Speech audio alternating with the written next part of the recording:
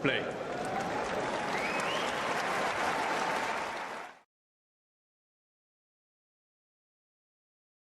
Here we go, guys. The final of the Santiago Open in Chile, the last event of the Golden Swing. Alejandro, not the final, of course, the semifinal, the first semifinal. What am I even talking about? The first semifinal of the last event of the Golden Swing, Alejandro Tabilo against Corentin Moutet. The second one, of course, is going to be Sebastian Baez against Pedro Martinez Portero, or Pedro Martinez. Pedro Martinez, Sebastian Baez was the final at this very event 2 years ago. Alejandro Tabilo was also in the semifinals of that event, losing to Pedro Martinez. So basically, the only difference between these two semifinal lineups is just one player. Here it's Corentin Moutet. In 2022, it was Albert Ramos Vinolas. However, of course, the semifinals are spaced a little differently. Since then Martinez was playing Baez in the final, now he is playing him in the semifinals. Anyway, Corentin Moutet, Alejandro Tabilo, they are actually about to start Tabilo to serve. That actually is a big deal as well in this match, right? How well Tabilo will be serving, how well he will be keeping like points short, quick, and just not allow Moutet to give him any real issues with the trickery, the junk shots, all the variety that the Frenchman brings to the court. When it comes to sort of what's in front of the players, Tabilo is on his way to an awesome career high ranking. I think currently he's already at like 45 or something like that, and he can just keep going upwards. Moutet, if he wins, he can actually return to the top 100 for the first time since September.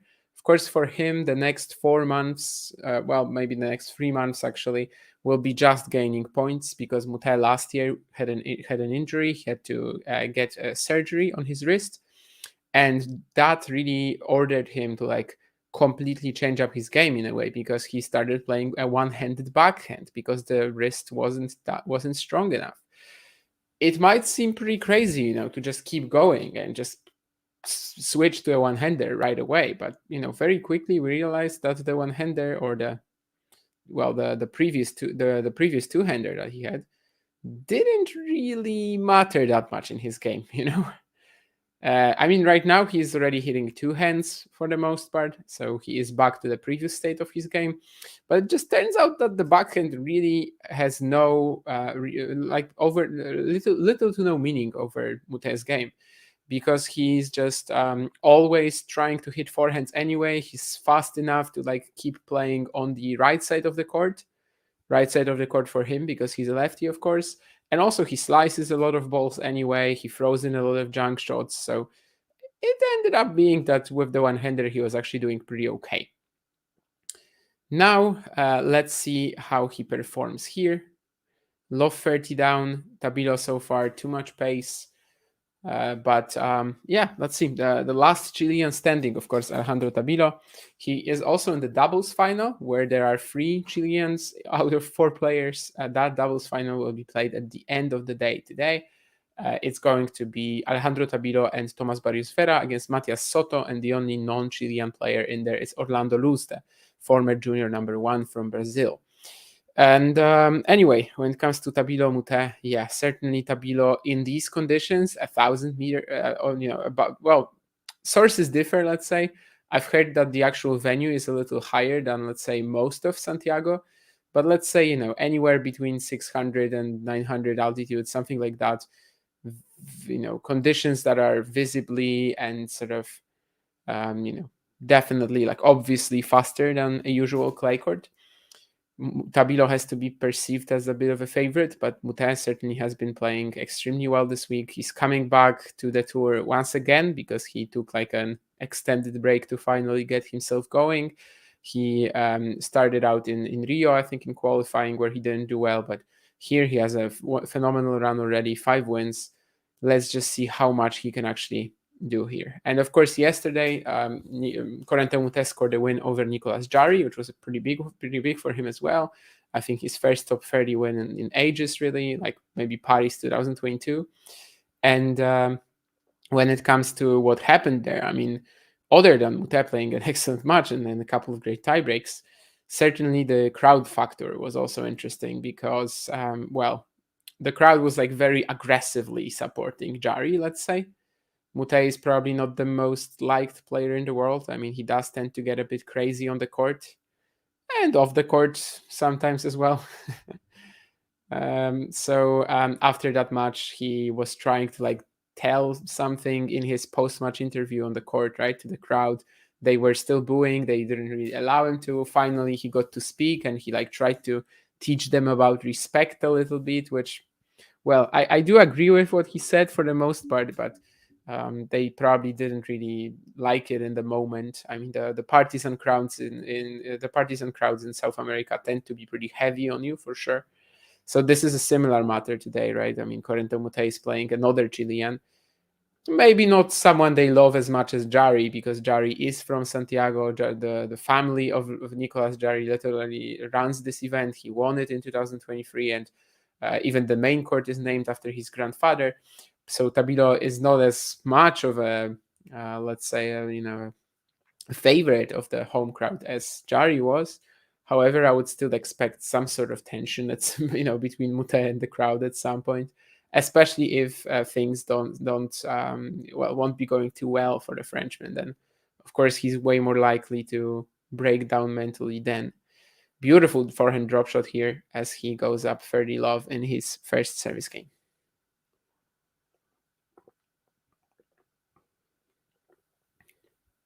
Just a classic play. Lefty serve out wide, throwing out Tabilo off the court, and then the finish with the forehand dropper. He worked very well, even though Tabilo is also a lefty, and that serve was actually to his forehand, right? So no usual lefty-righty advantage in this regard, but still the spin on this, the trajectory of the ball was enough to still get Tabilo so far wide that he couldn't track down the drop shot, even if he tried his very, very best. Even if Alex Deminor wasn't on that side of the net, he wouldn't have tracked it. I think that's going to be a backhand out from Tabilo. Moutet circles the mark, and at least by what he circled, I would say this was very far along, actually. So we are at 1 game all. Indeed.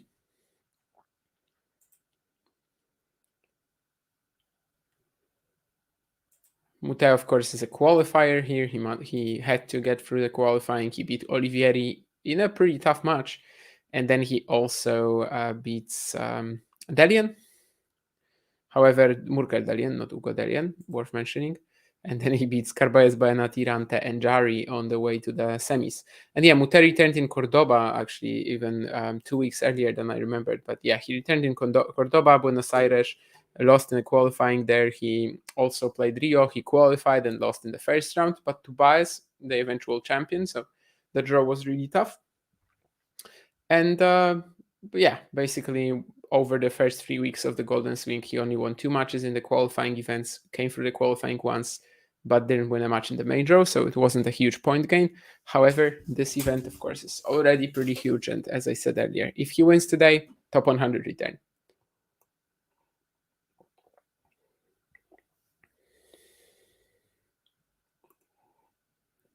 Tabilo has already won an ATP Tour title this year in Auckland. That was actually his first ATP Tour title as well. Now that's a stunning drop shot from Tabilo. I mean, I would have expected it, and I guess it did clip the net. So, maybe it was a little ambitious. However, it makes it through. But yeah, Tabilo already made his already has a title from this year, and that was his maiden title as well on the ATP Tour. He has 2 finals so far in his career. One was 2 years ago in the Golden Swing in South America, losing in Cordoba to Albert Ramos Vinolas. He was 4-1 in the third set, I think, with a double break as well, and lost 5 games in a row. So pretty painful memories. But he managed to let that sort of stay in the past this year against Taro Daniel in Auckland. Whereas for Moutet, if he wins today, he will actually make his second ATP Tour final after Doha 2020, where he lost to Andrei Rublev. If anyone remembers, that was just before the pandemic, and Andrei Rublev was really on fire going into the Australian Open there. I think he lost maybe to Zverev round 4 or round 3 in Australia, but yeah, he was on like a 13-match win streak or something like that by the time he played him. Another very quick game for Tabilo. We should expect that on serve, although of course Moutet is not exactly the strongest server out there. So we're gonna have to see if like he can actually match that pace that Tabilo will add to the match. But all in all, I mean, Alejandro Tabilo definitely is one of these players who will be tough to break in these conditions. In fact, I believe he has not been broken yet this week because he played Thomas Barrios Vera. So the Chilean he's actually playing the doubles final with as well. But he played him in the singles here, second round. And I don't think he even had a break point, had to save a break point. I think it was like 10 points on serve maybe and in total that he lost. And then in the quarterfinals against Luciano Darderi, he saved maybe 4 breakpoints or something along these lines, but anyway, was not broken. So we are still yet to see Alejandro Tabilo lose his serve in this tournament. Is it possible for him to keep going and win it without dropping serve? Let's see, but just sort of on paper, why not? As I said, the second semifinal, Sebastian Baez, Pedro Martinez. Baez has been by far the most the most prolific player of the Golden Swing this year. So he's also played a ton of matches. He should be getting kind of wary. So I think especially Tabilo, he could actually be like maybe I don't want to say tiny favorite, but like depending on how Baez looks tonight, if it would be a Tabilo Baez final, I'm not even sure Baez is the favorite. But of course, let's see if they can get there first. Moutet missing this slice. This is theoretically a shot that he should have sort of really gotten together last year because, as I said, he was basically playing slice only with a one-hander, but basically slice only for about 6 months. It wasn't going that well, but at the end of the year, he won a challenger in Helsinki over Sumit Nagal in the final. And yeah, was actually getting something together. And as I said, it just turned out that the one-hander, like the backhand, doesn't matter all that much for Moutet, as he could just slice and run around all the time anyway. However, potentially, of course, he might have a higher ceiling this year because of that two-hander coming back. Because last year, especially, you could really punish him on the passes. Like you could really just step forwards into the net, get into the forecourt, and even a routine pass, like let's say, backhand into the open court, it wouldn't be straightforward for Moutet. Obviously, it's very understandable because, well, that's not what he's been playing his whole career. Essentially, that's basically something that he was forced to do. But even these routine passes on the one-hander, they weren't easy for him, which actually kind of surprised me, because even before his injury, Moutet used to play some situational shots with the one-hander. I remember passes, maybe some, well, probably mostly passes really, but yeah, some situational shots he would play with a one-hander. But I guess it was very different when he was forced to use it and when he was choosing to use it, and just picking the balls where he felt comfortable with that. So definitely last year that was part of the strategy against Corentin Moutet, to just try to approach to his backhand, and potentially you're just gonna get a sliced response, which as a volleyer it's easy to pick off, right? So that was definitely part of the idea against him. That was, for example, executed very well in Washington against not against, but by Liam Brody, friend of the show. I remember there were definitely some other instances as well that I'm now forgetting, but quite a few opponents like that last year. Alexander Blocks in Dandere also comes to mind. That was a sensational match, one of the best ones of the Challenger Tour in 2023 for sure. But that was just another case, I guess, of Blocks speedrunning the net. And even though he missed a lot of easy volleys, he just kind of knew what he has to pull off against Moutet and how he has to keep going there, and eventually pulled off the win, obviously. All in all, I would say that Moutet is probably going to be better off now anyway with that two-hander. Even if it's not the most important thing in his game to have that two-hander back, it should really help him out against especially the players who will just keep pressuring that wing. And as I said earlier, I mean, it's just not easy to make him hit backhands because he's so fast and because his positioning is so sort of towards the right side anyway. Some great stuff on serve from Tabilo so far, definitely. I mean, he is kind of, a quick attacking combination bot. The guy does not like to rally. The guy just blasts the ball. Is this really like a Chilean school of tennis? I mean, in a way, maybe, right? But in Tabilo's case, it's kind of not like that because he grew up in Canada, actually. That's where he was born. He even represented Canada in the juniors. So his tennis, I would say, is like a combination of Canada and Chile in a way, of that school and of that school. And it's a good mix, it's definitely a solid mix. All the experience that he's had over the years playing in Canada as well really allowed him to be competitive on hard courts as well, which for most Chileans isn't really true, right? I mean, if you get someone like, well, okay, Barrios, for example, is horrific. Garin has his moments, but he plays very flat for a clay player. Jari, for years, really struggled with clay despite having like a very natural, powerful game for faster conditions. So I think it really helps out Tabilo that he has sort of the best of the two backgrounds that he's from.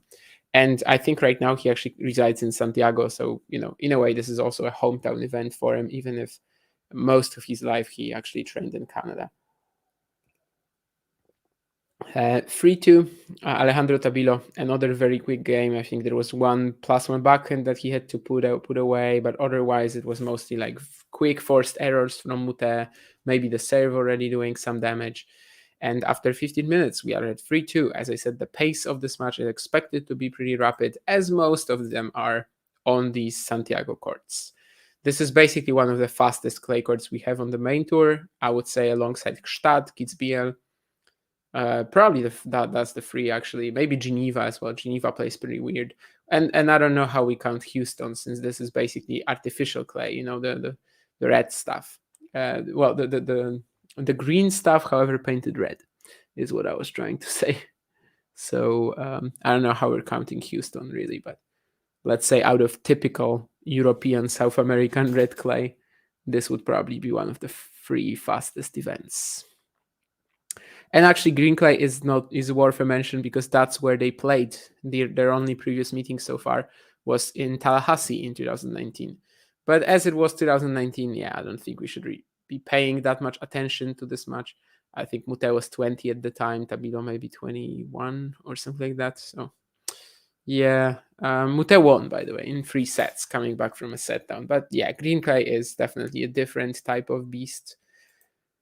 If I'm thinking who should be better on it, probably Tabilo, but still, it was a long, long while ago. And Tabilo probably took a bit longer to develop as a whole.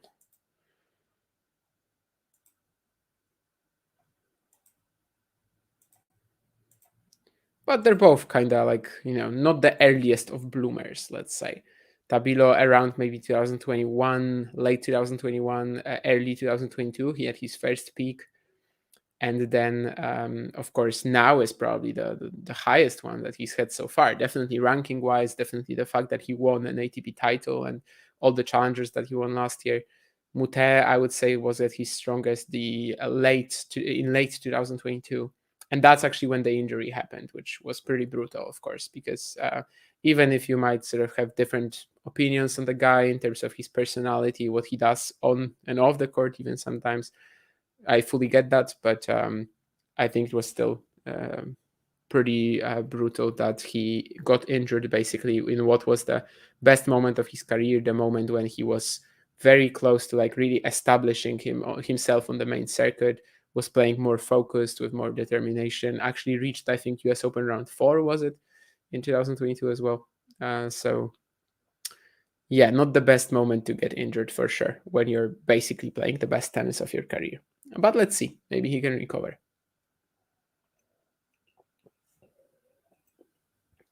Tabilo has actually had a very good sort of resurgence story, because last year after the Golden Swing, because he was defending all these points from Cordoba and from Santiago in 2022, and also, because of that, he basically dropped to 180 in the rankings. So last year, this time, like after Santiago, he was 180 in the rankings, and now he's going to be probably top 40.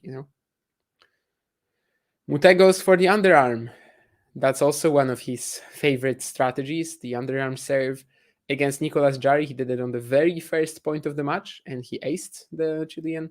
Here he tries it, I think, for the first time at 2-3, 30-15 up, and he misses the serve into the net. So the second one was not an underarm. But yeah, you're going to get all the trickery you can from Corentin Moutet, and that definitely makes for an entertaining watch. Can't get this point though, but he should be fine to still survive this game if that's how he's gonna play it out. And in fact, this is some pretty smart play from him, forcing that Tabilo slice and then just waiting to see where the opponent will go, not forcing himself to go for too much on the put away. And 40-30, he gets a game point to bring us to 3 games all. As I said, not the best of servers, but certainly if he hits his spots, he can be dangerous. And that actually was a very good serve, but Tabilo saved himself. And now we are in a longer rally. Moutet just hitting forehands from every spot on the court, which is what I was referring to earlier.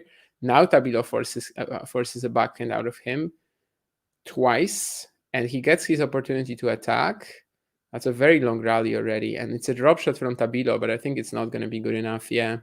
Moutet just tracks it down. It does feel like a bit of a bailout from Tabilo. As I said earlier, I mean, definitely not the guy who likes to play long rallies, and usually he would just like to finish the point in 2-3 shots, quick combination, and be done with it. So I think this drop shot was a bit of a bailout, and just he was kind of done with the point after so many shots exchanged between him and Moutet. But to Moutet's credit, I mean, he is hitting his forehand very well for sure. A lot of these, he flattened out a couple of counters here. Everything was going in, clearly, nothing like, just barely making it, or everything had good depth on it. Everything had good placement on it. Going for pretty big targets as well. Really nothing you can criticize him for in that previous point, despite eventually it being Tabilo's fault that it ended not in his favor. Double fault now from the Chilean, so not a great start to the 3-all game. But there's that big serve down the tee. I don't know if we actually have a speed gun here. I think we do, but I'm not going to be able to see it for the most part because I think the line umpire maybe is covering it. But it seems to me like on this one angle that I just got, it was just 182. I mean, just 182. But definitely the placement, the spin, also simply the altitude conditions in Santiago make it almost ungettable. Great point here from Tabilo. Again, big serve, first forehand he kind of runs into, he never stops, and then that soft drop volley, great stuff.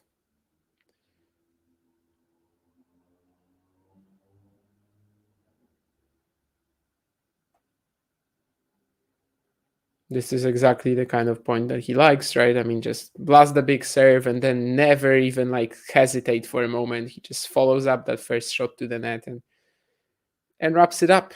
And that's another serve that Moutet will not be able to respond to. 40-15. As I mentioned earlier, still unbroken for the week Tabilo, and I think so far we can definitely see how, and we can definitely see why that's been the case. He also had to play just 2 matches, right, compared to Moutet's 5. So obviously it's not maybe like the longest of streaks in terms of games where you're not broken, but it's definitely worth something at least, right? And when it comes to Tabilo's results before Santiago in the Golden Swing, I think he actually pulled out of Cordoba. I'm not sure if there was any physical issues, but that's what it seemed like. Because after Auckland, he lost to Kovacevic in 5 sets in Australia, but he was perfectly fine there. He then won 2 matches in Davis Cup, actually 2 of them from a set down against Juan Pablo Varillas and Ignacio Buse. And then, he pulls out of Cordoba. which was a bit of a surprise. He loses to Dusan Lajovic in the second round in Buenos Aires. He had a very good set there, but eventually got outplayed. And then in Rio de Janeiro, he loses in the first round. He loses to Thiago Seyboth-Wild, also 3 sets from a set up, actually.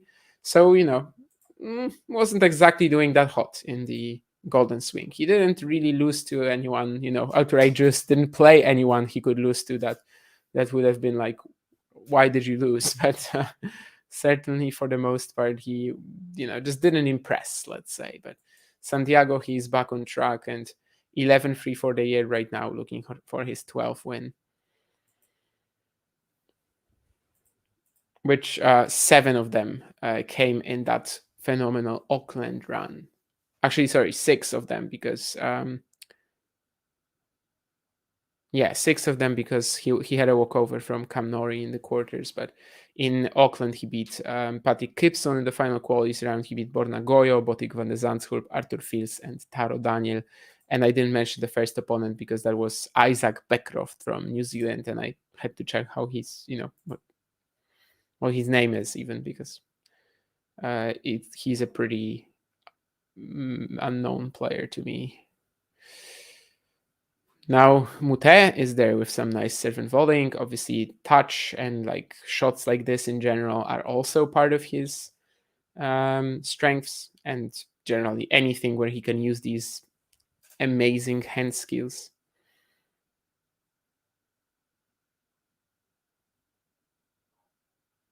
In many, many different ways as well. I mean, everything you can really imagine a player cooking up on a tennis court, Moutet can probably hit it. Starting from twinners, going through, insane defensive gets, through drop shots, slices, lobs, incredible passing shots. Oh my goodness, if he landed this, like that would be a very very good timing for me to talk about that. But actually, credit to Tabilo here. He made it very tough for Moutet. Chases down the drop shot and puts this nice response for the net, really making Moutet stretch for it. The Frenchman almost found it, like almost just repeated the same shot from Tabilo, and it would have been an absolute stunner, but it doesn't get over the net. 15-all.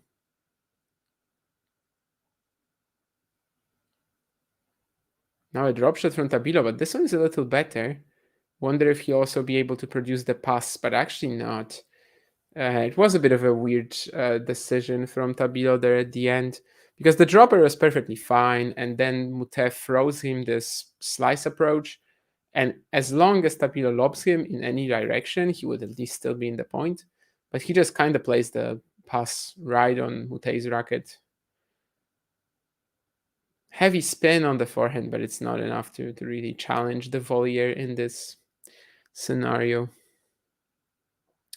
40-15 Moutet now, so it looks like the previous point will end up costing Tabilo, because he certainly could have won it. He took over with this one forehand down the line, which again was just like him running into it. Like literally, there was no moment when he stopped. He just basically hit it fully on the run.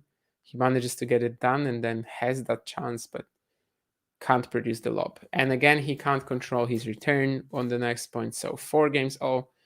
Still, we are on serve and we are progressing with pretty easy holds for both players. So at least for now, Moutet has been able to keep up with that serving pace, sort of not serving pace in terms of the kilometers an hour on the serve, but with that serving pace of Tabilo in terms of just basically being able to hold as effectively, as efficiently as the Chilean.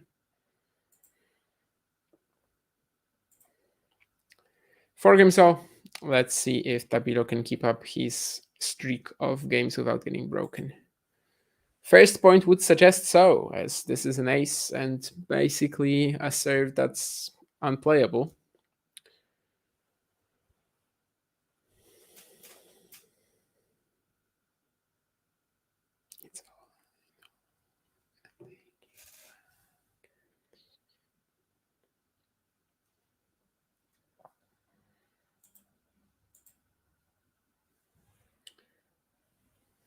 Hello, Jean. I will reply in a second.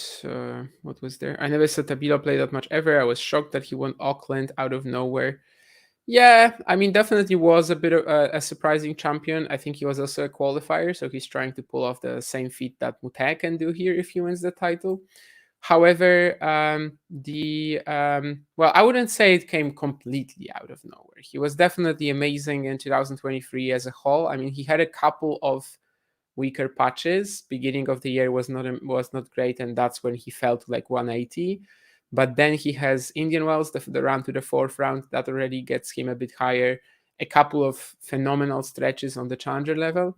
Then maybe around like August, September, again there were moments when he was losing to like pretty random players actually. But after that, he really picks himself up for the last stretch of the season as well. So I wouldn't say it was completely out of nowhere, but certainly, yeah, it was a pretty stunning winner on the ATP tour. But well, Auckland and events in that week before the Australian Open, they have been producing that for years now, right? I mean, Sun Wukong won Adelaide 2 last year, right? Was it? I think it was Adelaide 2, and also Richard Gasquet won in Auckland last year, which also seems pretty wild. And this year, of course, in Auckland, it was Alejandro Tabilo, and maybe a more usual final, even though it was between two players that actually didn't have a title at the time. But Isla Hečka, Jack Draper certainly felt like a more regular final in the other ATP event that was there that week.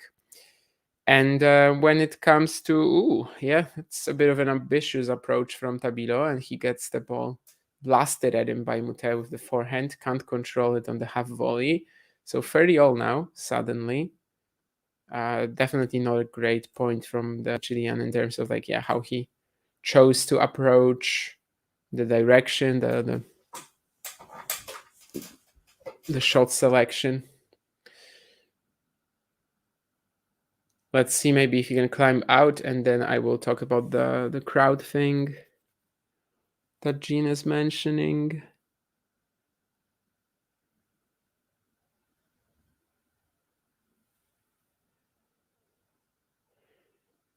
Not great news for Tabilo either, because Moutet is in the point and he's actually approaching the net. And again, what a stunning volley coming off the Frenchman's racket. So it's gonna be a break point. And for like at the fifth time this week, I think Tabilo is facing a break point. Against Barrios Vera, there weren't any. Against Darderi, there were a few, but he saved them all. Let's see if he can also save them against Corentin Moutet. Great point from Moutet, really. I mean, he found that opening down the line forehand and then just follows it up to the net, where his touch has been unbelievable today. As always, I mean, really, you can't go wrong with Moutet. The net, I think, might not have the best reach, of course. He's not the tallest guy, but when it comes to sheer hands, touch, whatever, technique as well of the volleying, it really can't go wrong. Tabilo, though, big serve out wide. And again, not even the speed. The speed is just 163, and simply the angle, and also how early I think he also takes it off the ball toss. I think that kind of contributes sometimes to it being tougher to read. Well, he doesn't do it always. Like his second serve, he will actually sort of wait a bit more, but sometimes on these first serves from Tabilo, it might feel like he's just taking it earlier than you expect. The umpire is called to the court, but actually he's not even gonna go there because Moutet just shows the mark and Tabilo agrees that the ball was out. So it's a break point for Moutet again. Tabilo tried to land this very sharp angle on the forehand cross. Will Tabilo go there again? Yes, indeed, out wide. But I think Moutet will break. Yeah, he even has to dodge the ball here. Just kept it pretty uncomfortable with the return for Tabilo. Didn't give him a volley even. He had to have volley, sort of hit it from the dead man's zone. And yeah, it's a break for Corentin Moutet. almost got hit with the ball that Tabilo threw out, but he had to do like a jumping jack to avoid it, to dodge it. Is Tabilo in the mold of clay bots like Jari? Not really in terms of clay bots, because, well, I mean, he won Auckland, right? And I was talking about this earlier, but maybe you weren't there yet. But Tabilo has a lot of like Canadian background as well. He grew up in Canada. He was born in Canada. He represented Canada as a junior, so he has like a lot of hardcore experience compared to most Chileans, and it shows in his achievements as well. Generally, like he's still played like most of his matches on clay, but he has a very healthy hardcourt win-loss record. At the challenger level, I think he won his first challenger on hardcourts last year in Brasilia at the end of the year. However, in 2021, he also had big runs. He was in the final in Puerto Vallarta, and he was also in the final of this American challenger where he beat Tanasi Kokinakis. Don't remember what it was, but this was the year that Tanasi was like coming back to the tour, destroying everyone on the challenger level, especially in clay somehow. And well, not somehow. I mean, he has a very spinny, whippy forehand. But Lexington was the challenger. Yeah, so basically 3 challenger finals in on hard in his career, and of course Auckland. But yeah, he actually has a lot of sort of hardcore background, Tabilo. So it's not that surprising. Yeah, yeah. He's basically half Canadian. Yeah, and that I would say that combination of the two backgrounds is definitely quite strong for him in helping him out. What did you think about the Moutet moments with the crowd yesterday? Yeah, it's Corentin Moutet. It's gonna happen. Personally, I remember watching him live, for example, in Szczecin when he won the title in 2022, and sometimes after like half a match, well, he is an entertaining watch, but sometimes when he was just like way too, you know, I don't even know. I mean, just frustrated with everything, talking to the umpire about everything, and just being unpleasant to everyone around. Sometimes it was just too much. I remember, I think the first round was against Nicolas Sanchez Izquierdo, and I was like done by the third set. I was just like so tired with whatever Moutet was doing on the court. And that was his worst match of the event, actually. Then he wins the title and is like much more focused, much more determined. He had some very good reactions in that event to like losing leads. You know, he was able to instantly gather himself up again, and that was very important in the final against Denis Novak too. But yeah, all in all, I think again, with someone like Moutet and the very partisan crowds in South America, partisan when they have, you know, a home crowd player, yeah, it's bound to happen. And as a whole, you know, Moutet against the crowd could be a huge saga. Of course, this is also a guy who basically fought an opponent after the match. I'm talking about Adrian Andreev 2 years ago in Orléans. I'm pretty sure you can find it easily. So yeah, I mean, expect the unexpected when we're watching a Corentin Moutet match. And actually, this time it's Alejandro Tabilo who surprises him with the unexpected, this fake drop shot. He fakes it that he's gonna go cross court here with the dropper, but instead he actually extends the motion, goes with the slice down the line. So 15-30. I'm gonna get back to Umber as well in a second, yes. But let's see first if Moutet can serve out, because Tabilo is actually threatening here. Again, I mean, I was talking about this earlier, but Moutet is just so focused on getting the forehand from any spot on the court, and this is why the backhand last year, the one-hander that he had to play with, it didn't really matter all that much for his game, even though his results were actually for a while much worse than, well, they are right now at least. But let's see if he keeps that going. But anyway, what I'm trying to say is that he's like, regardless of where the ball is, he's gonna run around, you know, if he can. And that was a good example, and it ended up paying off. He managed to find a good inside out angle. Great serve here, 40-30, set point Corentin Moutet. And he would be one set away from advancing to his second ATP Tour final.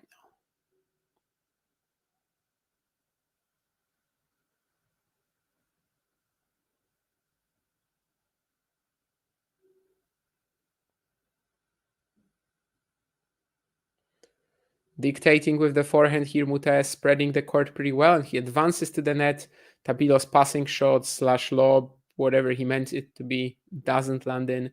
6-4, Moutet. Now, when it comes to Sean's question about Humbert, has Humbert given any insight into why his game is clicking right now? I mean, it's been kind of clicking for a while, right? And courts like Dubai only really strengthen his assets. I mean, the way he hits that flat backhand, also the way he like sort of generates a lot of pace on the forehand, despite it not having like a large take back or anything, not being like a huge stroke with the arm, but just really reliant on timing and very good in with early bounces.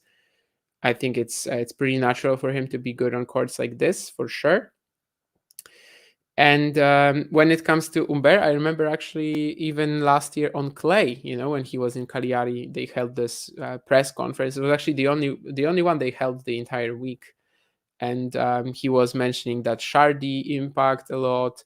I think Humbert, it was kind of hard to get anything out of him that was more, let's say, detailed, because, well, his English is fine, but it was clear that he couldn't really like go into the topic as deep as he could. But certainly he did improve his consistency there quite a lot last year to even succeed on clay, right, to win the two 175s and sort of be able to grind as well with that flat back and in every conditions, really.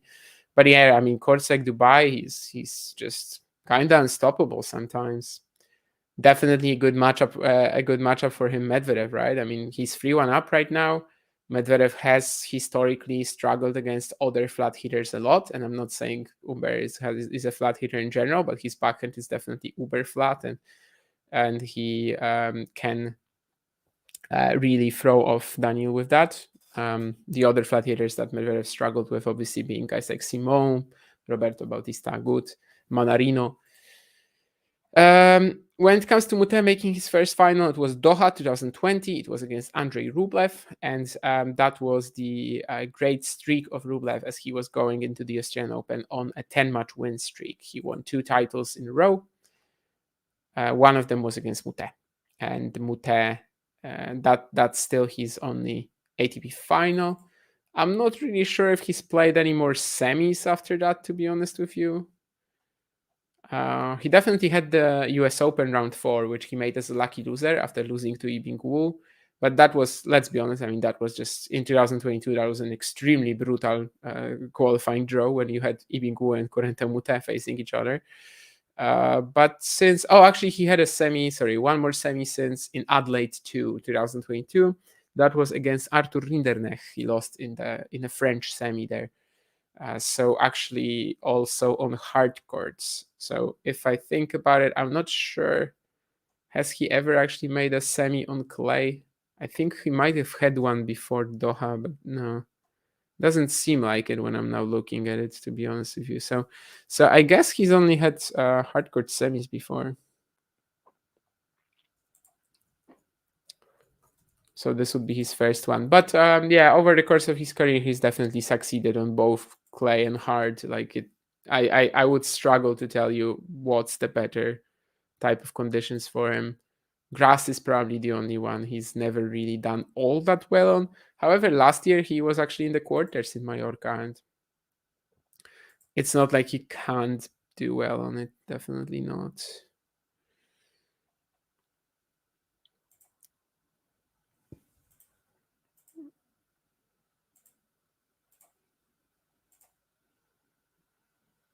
Oh, and he also had one more in Melbourne, the ATP 250 that was held around the Australian Open 2021 against Auger Aliassime. He lost. So yeah, this is his first clay semi. He had 3, but final only once, that one against Andrei Rublev in Doha.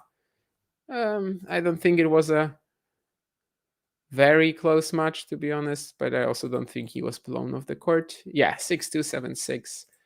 But again, at the time, Andrei Rublev was really on top of his game. Which he kind of has never really dropped off that level, right? I mean, since getting to the top, he hasn't really had any big let down parts of seasons. Like he's just always there. Still working on the court in the meantime. Moutet, Tabilo. So I remember watching Umber versus Van Asch last year. That was almost 4 hours and fast indoor hard, right? Po, yes, 3 hours and 56 minutes. Fast indoor hard, I wouldn't call it that. I think Lille, for example, we have this week is much faster, or Lugano we're going to have next week is going to be much faster. Po was last week, Otto Virtanen won it. But yeah, last year, 3 hours, 56 minutes, and that beat the record for the longest challenger final by 25 minutes. The previous record holders being Sondev de Varman over Daniel Nien in Winnetka 2015, and also Thomas Martin Echeverry losing to Genaro Alberto Olivieri in Montevideo 2022. That was 3 hours, 31 minutes. So to beat that by 25 minutes for the longest challenger final, this is a record that will be tough to break. But fast, it's not the slowest hardcourt we have on the tour right now, definitely not. But it's like, mediocre. But yeah, that Umber Van Asch was definitely a great final at the beginning of the season. Then he also had another long thriller with Taro Daniel in Cagliari, 4 hours, 13 minutes. And he really, just showed a new version of his game, I guess, there. Right now, we don't really see that grinder Ugo Umber, I suppose, but that's not really because he can't pull it out, right? That's because he's just so good that he's winning most of his matches in a different manner, I guess. Although against Hubert Hurkacz, obviously last week he saved 3 match points in the quarterfinals. So it's not like things weren't tough for him. I just can't really call it a grind fest because he played Hubert Hurkacz, right? So, I mean, it's mostly a serve contest anyway. But he did win that match despite being down on the scoreboard on many occasions. Did Tabilo make it? Because if not, we might actually be running into trouble right away in the second set. Yes, indeed. He goes for this backhand down the line, which is just barely wide. 15-30, and he's really, really falling into trouble here. Great chopped return from Moutet, who's recovering into the point. Moonball of the backhand. Interesting. We haven't really seen that from Moutet yet, but it does the trick. Tabilo just misses the next shot. So 2 breakpoints for the Chilean. And since 4-all, I mean, everything is going Moutet's way right now. He's breaking or threatening to break Tabilo, despite no opponent and not even him, until 4-4 being able to do it this week. If he goes up a set and a break, that will be a real advantage for him here, given how his service games have also been looking. That's a big one from Tabilo. Again, that very wristy, snappy service motion. He manages to surprise Moutet with this one here. The Frenchman probably trying to block his return just like he did on the previous point. Stand a little bit closer to the baseline, but that has its disadvantages as well. This time he blocks it right, and Tabilo can't really convert. And I guess he'll throw it out as well. Yeah, Moutet shot lots on the baseline. Tabilo is frustrated with that, as that kind of threw him off, and he was probably expecting it to go out, but it actually lands on the baseline. He doesn't even sort of produce a normal motion on the next shot, doesn't get a clean hit, and it is Corentin Moutet up a set and a break right now. Amazing. If they somehow sped up all the chords by 10%, how different would the top 10 look? So that is maybe where we should have noticed that he has that grinding style in him. These finals in Po or against Taro Daniel Cagliari, and also against Laszlo Djere in Cagliari later in the final. That was insane. He won 4 hours 13 against Taro, and maybe 3 hours 20 against Laszlo Djere or something like that. That was something absolutely new for him. If they somehow split up the courts by 10%, how different would the top 10 look? I think Umber could have a good shot, for sure. Let's see. I mean, Djokovic still would be there, right? Alcaraz could be in a bit of trouble. I still think he would be in the top 10, but I don't know if he would be number 2. In fact, he might not be number 2 after Indian was Miami, but we'll see about that. Yannick Sinner, I mean, obviously would still be would still be top 10. Daniel Medvedev, still top 10. Zverev, probably still top 10. Rublev, probably still top 10. I mean, Rune, it kind of depends how you look at it, right? But I would assume that if he's healthy, if he gets a stronger patch soon, he's going to have well, he's gonna be back in like a more.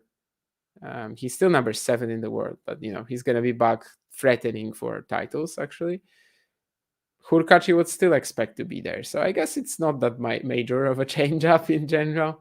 Casper Ruud probably wouldn't be there, right? I mean, I don't think so. With Roland Garros being so faster, with Acapulco being faster, yeah, probably not. Tsitsipas, who knows? I mean, he's kind of lost right now. But like Deminor, it doesn't change much for him. Fritz, it doesn't change much for him. Dimitrov, it doesn't. So actually, there are a lot of competent fast court players on the top of the ATP, which maybe kind of tells you that this doesn't have as much of an impact. But I would definitely say there are players sort of lower down the lists, which kind of benefit from what we see right now in terms of the court speed on the main tour. Like, I don't know, someone like Zhang, Medvedovic, Shevchenko, like all of these guys really love slow indoor courts, or like any fast slow type of combination that we've been seeing. And I think, yeah, all of them can sort of have a nicer living right now than they would 5 years ago. And not that they wouldn't have a living 5 years ago, since, well, they are all kind of supremely talented, but well. But let's see what Corentin Moutet is doing here, as he tries to go to the net on the first point, doesn't let the tough half volley. Then the next one, he's trading cross-court forehands with Tabilo, and he chooses the change directions, just mistimes it completely. And suddenly it's not going so easy for him, as he also misses the +1 inside out. And in fact, somewhat out of nowhere, we are going to get a break here. So Tabilo breaks right back, tells us, okay, this match is definitely not over yet.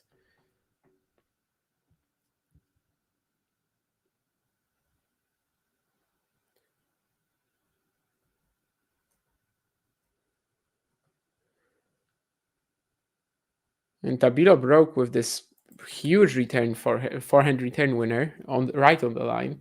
Kind of out of nowhere. I mean, I can't even say that Moutet lost his concentration all that much, because it does feel like, the whole combination of points, it wasn't like he played a few of them horribly or something. I mean, he had that one +1 forehand miss, but otherwise it wasn't that outrageous. Like, it wasn't anything that he sort of seemingly just completely dropped out of it for a moment, or I don't know.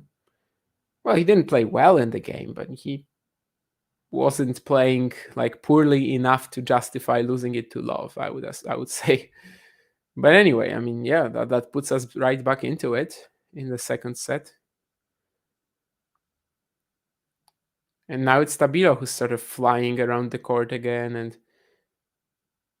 just hitting much more smoothly, and really getting big depth here to force another error out of Moutet. So 40 love up now for the Chilean, and to really show that he's back in it, will he claim this point as well? Yes, indeed. Serve down the tee, 2-1. Yeah, I agree, Jean, for sure. Yeah, I think the longer we see him sort of with a more stable situation in the team, I don't really care if it's Patrick or whoever, that would also help out. And honestly, this week he was really good. Again, it was the physical issues that kind of made him lose. Then again, he had his chances at 3-1 and 4-2. He could have held in these games easily, and then he probably beats Casper indeed. Again, it was like a bit of a different match than it would have been otherwise, because a fit Rune does not play like he did in the third set. Like, he doesn't go for forehands like he was going for there. Like, he was just absolutely crushing everything because he needed to keep points short. So it would be also like a different match if he's actually fit in there. But again, we're just coming back to the fitness issues, right? And well, he didn't lose this week because of his game. Let's say that. I don't know if he would have beaten Ruth if he was healthy, but he definitely was still in the match. And well, healthy maybe is not the right word, but if he was able to give his 100%. His biggest hope is probably that it's just the Acapulco conditions, and that in Indian Wells or Miami he's going to be better off. I hope so too, because I think the state of the ATP Tour is better with Rune involved and with Rune actually sort of threatening to catch up to Sinner and Alcaraz. Which probably around the spring last year, it was more like Sinner was trying to catch up to Rune. However, of course, these days it's kind of a very different landscape. Yeah, let's see how Moutet reacts to this now, because of course he did have that set and a break lead. Then he loses his serve to love. Let's see if the easier points, easier games for Moutet come back, or if it will be more of that struggle town. We see some screaming from him now, and suddenly all of these points that he was, sort of just matching the Tabilo intensity with on serve, suddenly they're not really working out in his favor. He approaches the net here, but it's just not good enough. It's not placed.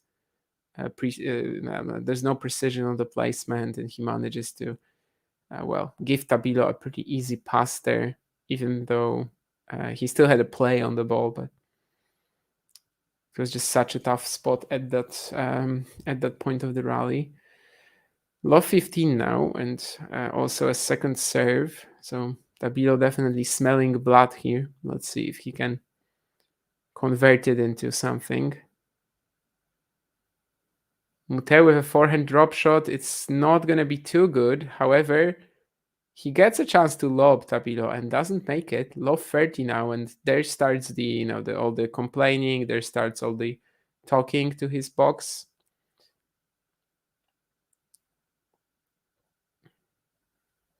The frustration has kicked in, but let's see if he can handle it and actually hold or not. Love 30 now.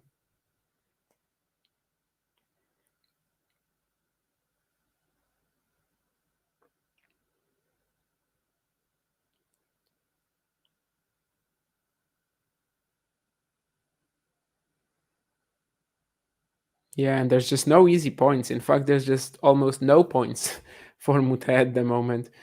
Everything has to be sort of played out, and he's not currently at the level of composure, concentration to be winning these sort of points. It's Tabilo going for the forehand more, it's Tabilo running around, and eventually Moutet makes the error. So 3 more breakpoints suddenly for Alejandro Tabilo to be 3-1 up here. Second serve again. The last one was a kicker to the Tabilo backhand. The Chilean wasn't able to attack it. Still won the point. Tries to play the same. This time Tabilo runs around. Moutet keeping the ball pretty high to reset the rally. Has Tabilo on the move. And the home crowd favorite finally finally cracks here with the forehand cross into the net. However, 2 more breakpoints coming his way.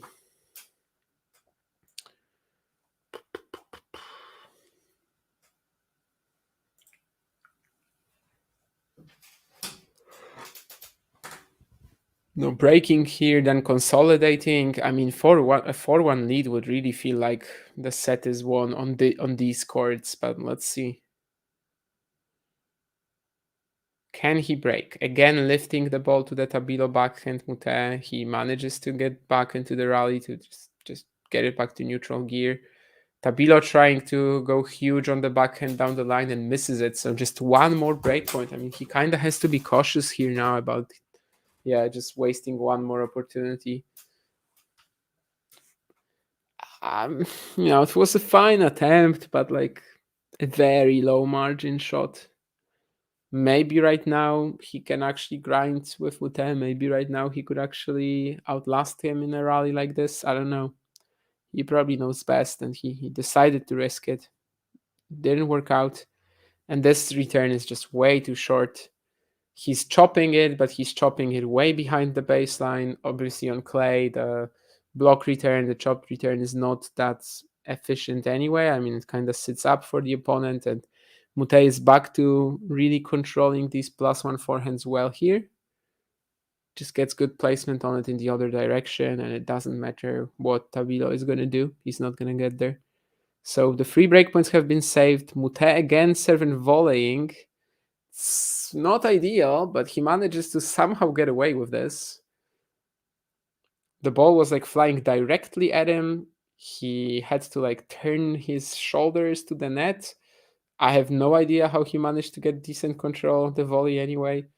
And Tabilo can't hit his response back over the net. So one more. I mean, advantage Moutet now for the first time in this game, and a real opportunity missed for Tabilo if the Frenchman can clinch it here.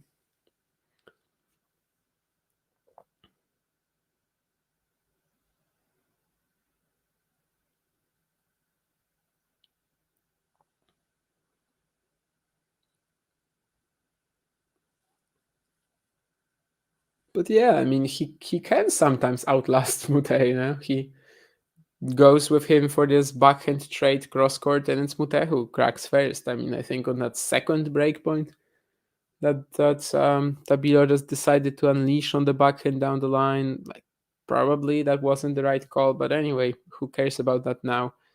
It's deuce, so he's still in it. So, but that's an ace for Moutet. I mean, Tabilo isn't sure, but I think he's just gonna, yeah, yeah. He actually just goes to wipe the mark. Advantage Moutet again. Great serve to come up with in such a pressure moment, you know, despite not being a huge server.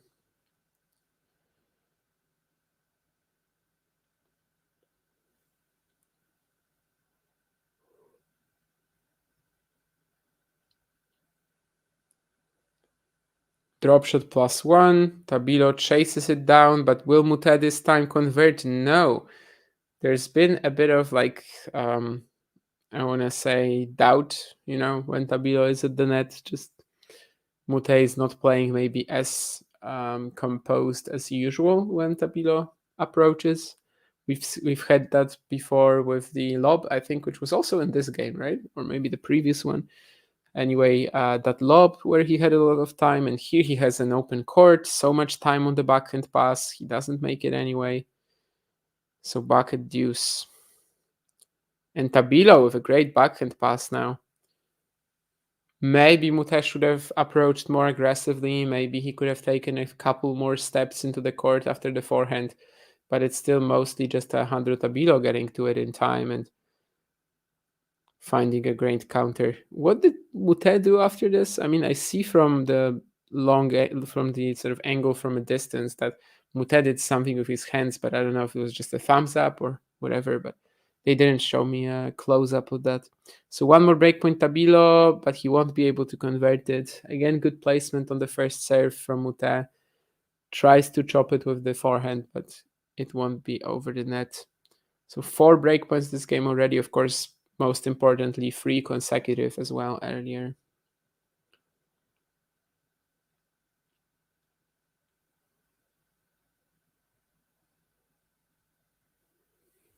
I think a let here.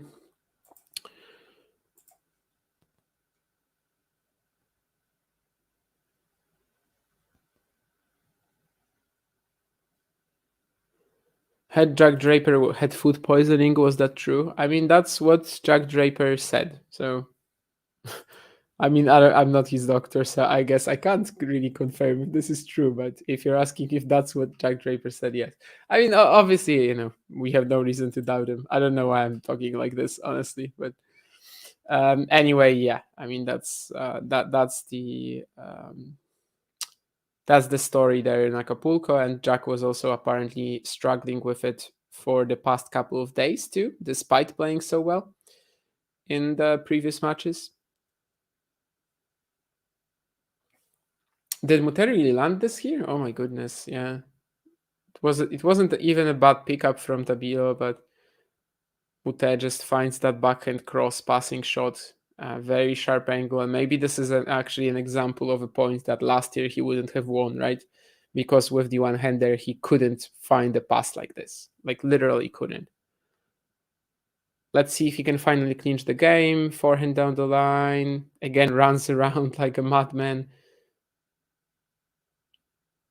Forehand drop shot, and Tabilo will try to lob Moutet. I don't think it's gonna be in though. Yeah, it's actually quite far long, and Moutet is pointing at his head, sort of showing, the mental game that he had to execute to get through this game. And well, to an extent, yes. Anyway, he has a lot of points to gain in the Sunshine Double. Was that about Draper or Rune? I guess both of them. But yeah, I guess you're talking about Rune. I think Draper had a 4th-round run at the Indian Wells, so I guess you're talking about Rune, yeah. Moutet should learn from Jordan Thompson. Yeah, actually. In terms of sort of finding a way to be calmer on the court, for sure. There are a lot of examples of players like that, right? Who like actually do their best work when they are calmer eventually, when they find the ability to do just not focus too much on the horrible stuff on the court, not dwell on the mistakes from the past. And probably Moutet is also one of them. Do you think Umber's form is sustainable? I don't think this is something that we haven't really seen from him before. I mean, it's definitely much more consistent, but I don't think his form is unsustainable now. He's still kind of lacking, a big slam run. He's still kind of lacking even a big ATP 1000 run. So I'd say once we get there, we might start asking the question. But for now, what he's doing, I mean, I don't think it's that insane. Like it's just kind of, yeah. I mean, he's been around the top 20 player for the past 5-6 months. He's won 3 titles. Of course, that's not gonna be the norm. He's won 3 titles since Metz. I mean, for barely anyone, that's the norm. But he also hasn't, let's say, exploded in a way that would really shake up the career potential that he sort of had lined up for him, right? Like he hasn't, for example, I don't know, had a Grand Slam semi or something like that. Maybe even an ATP 1000 semi. That would already be pretty huge. I mean, obviously he can do things like that. I'm not doubting it. Well, maybe at the Grand Slam level, I'm actually kind of doubting it, but at the ATP thousands, of course, he can do that. But I just don't feel like he's really, smashing the glass ceiling so far. And probably just, probably it's kind of sustainable. I mean, how he's playing right now, I think it definitely can be. Let's also remember that he saved 3 match points against Hubert Hurkacz in the quarterfinals. I'm not saying that to sort of big up my favorite Polish player, but mostly just to say that this run could have gone very different. And in fact, in Marseille, he was also 1-3 down in the third set against Hugo Gaston. Perhaps that's why, for the most part, players aren't winning 3 titles in 4 months, right? Because usually you're gonna have a tough one somewhere, and if you survive it, then you give yourself that opportunity. But if you don't, but yeah, I mean, I don't think he's done anything crazy so far. Is basically my answer.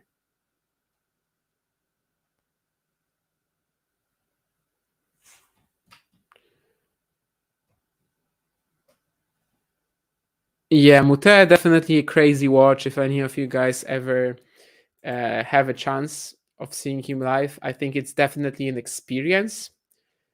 I don't know if it's a good experience or not. Like, legit, sometimes he can be tiring. Besides Szczecin, which I already mentioned, I also saw him live in Ostrava 2022.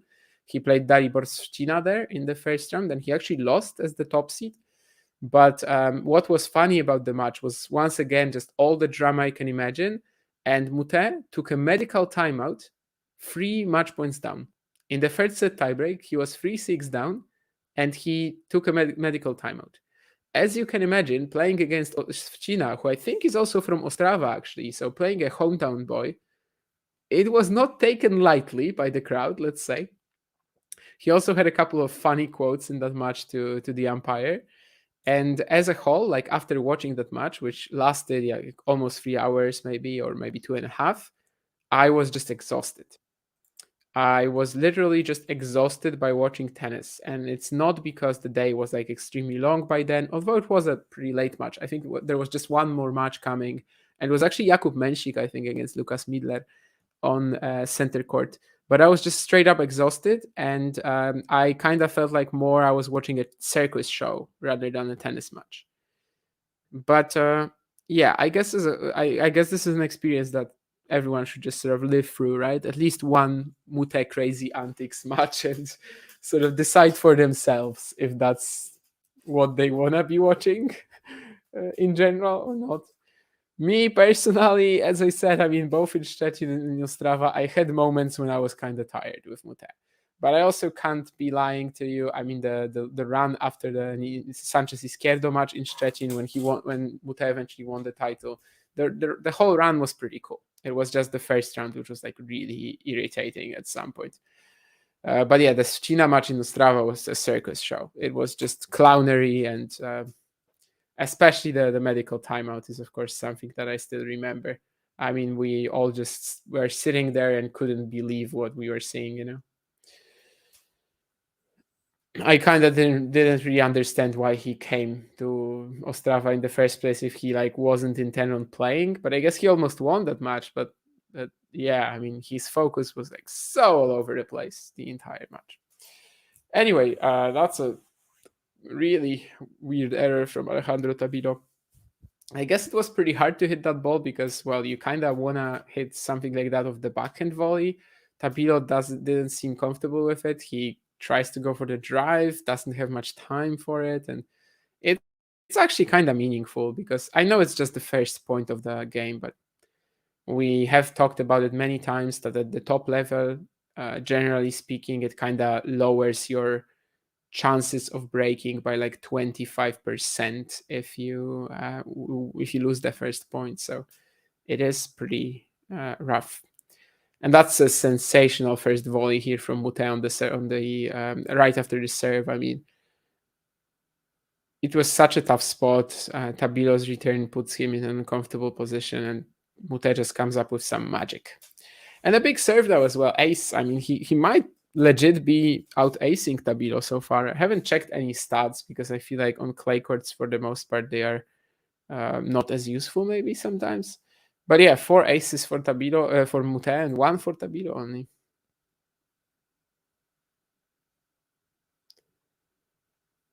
Yeah, it was crazy, Genie. Yeah, absolutely. I can't remember all that much else about the drama in that match, but that's certainly something that has stuck with me. It was a pretty big win for Stina as well. Eventually, he managed to make the semis in that event.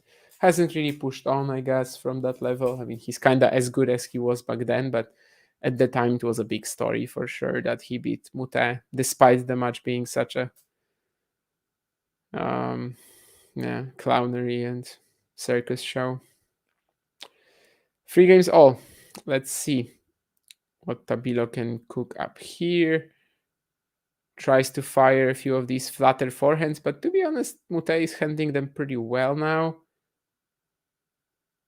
Can't get to this one. And from both guys, really, we're seeing some sensational footwork in terms of just being able to run around their backhands and hit the forehands from wherever possible on the court.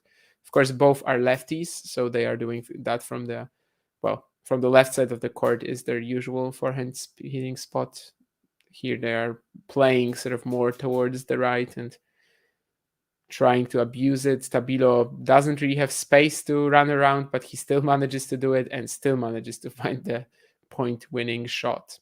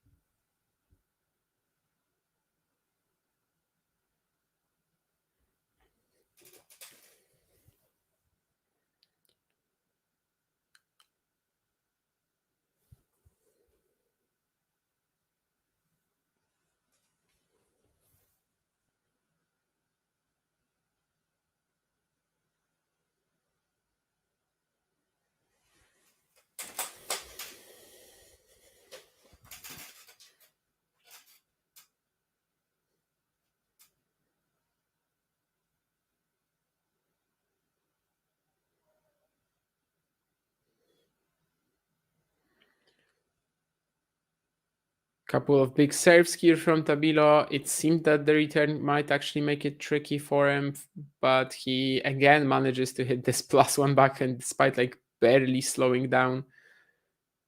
Just full on speed into it. Lots of strength from the arms here, and he manages to find the winner down the line. So 40-15, close to sort of getting into the deciding moments of the set. Of course, Moutet was actually the one who broke first. Then he actually was in pretty big trouble too. 1-2, love 40, 4 breakpoints in total in that game. But now we're sort of back to the opening set and how that was going, especially as Tabilo wins the next point, just spreading the court with the forehand pretty well. And Moutet can't scramble his way to that last shot. So 4-3 Tabilo. Of course, last time we had this situation in the first set, it was Moutet who won the next 3 games. So let's see if Tabilo can avoid a repeat. Doesn't seem like the crowd has been as aggressive towards Moutet today as against Jari, I guess. Not sure what the reasoning for that is. I mean, there could be many issues. I think Jari is a bigger hero there for sure, given he is like from Santiago, his family runs the event and all these other stuff.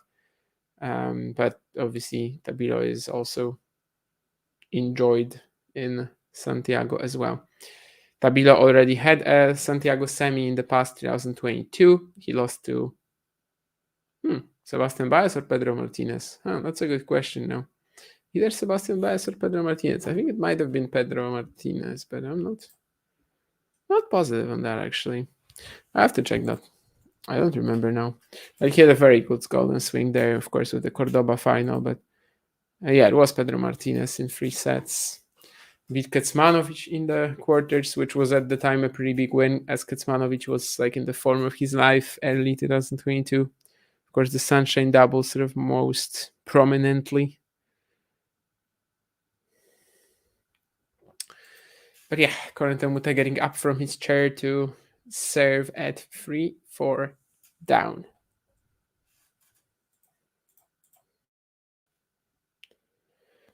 Oh, happy birthday then, since it's past midnight for you.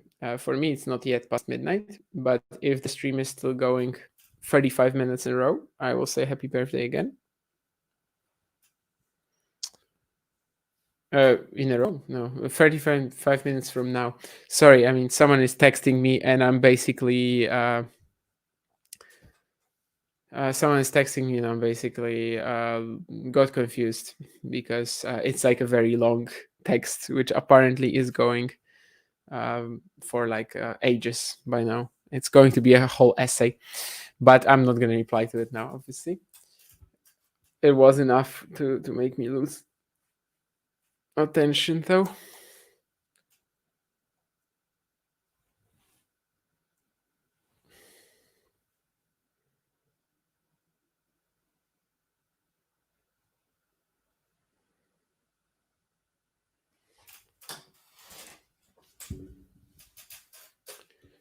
Looks like this game will also go pretty smoothly for Moutet, though. And then we're going to be at that crucial 4-0 spot again, which last time did not go that well for Tabilo. He does make this return, though, and approaches the net. Forehand half volley, but Moutet should pass him. He really should, but he doesn't. The ball clips the net. And it gets over Tabilo's head, but not to worry for the Chilean, as it actually will land out of the court. After the half volley, this really could have been an easy cleanup for Moutet, but he kind of made it tricky for himself.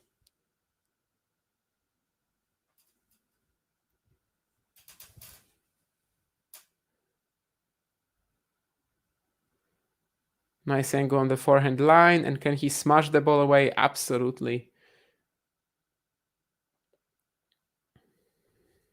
Definitely not easy to produce, quality smashes with his height, but he manages to just make it look very routine. And 40-15 is the reward that he's gotten out of this point.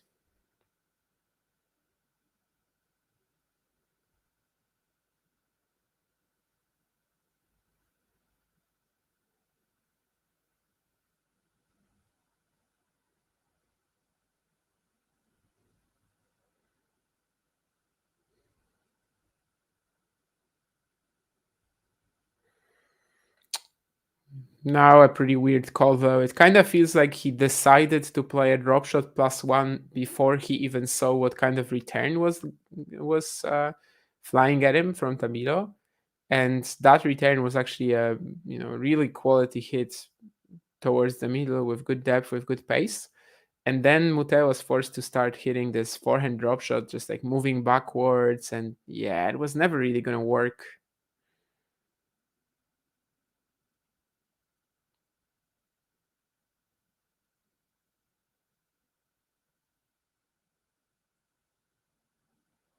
Double fault now.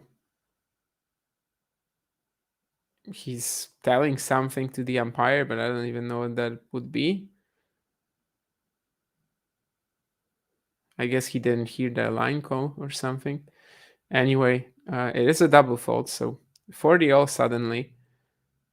A couple points he kind of throws away, especially that +1 forehand drop shot, which was just not a good idea at all, given the quality of Tabilo's return, and now a double fault. So things might actually get tricky a bit out of nowhere again.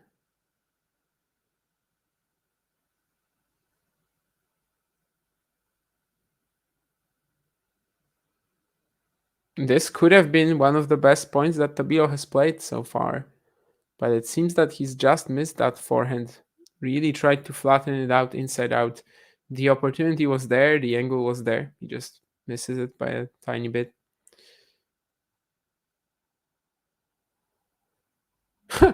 What a reactive return from the Chilean, but somehow Moutet still wins the point.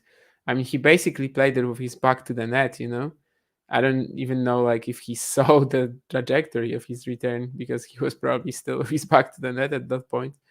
It landed just like right behind the net, but Moutet again showing off with these hands here and just how short he was able to play this impromptu drop shot. So 4 games all. And as I keep mentioning, last time we had this 4 game all in the opening set, that was when Moutet broke and ended up winning it. So let's see if Tabilo can avoid a repeat. As of course, it's again him serving at 4 games all. It's a good start.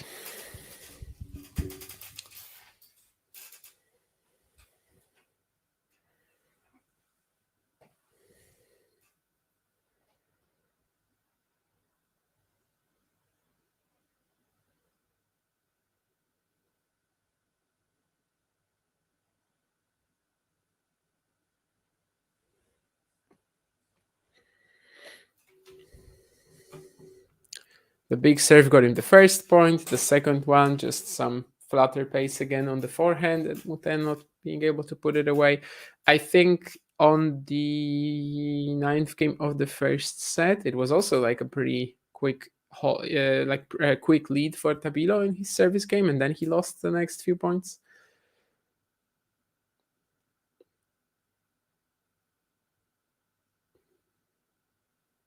This time it doesn't seem like that will happen though. He goes for the love up. Another forced error, I think, from Moutet's racket. That's how I would classify it at least. And Tabilo is very close to securing a 5-4 lead. And just put on all the pressure in the world on Moutet in the next game.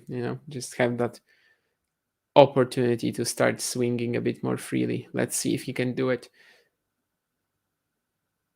First point goes to Moutet as he finds the line with the return. This was literally just inches, could have been out, could have been in, but he saves the game for now, 40-15.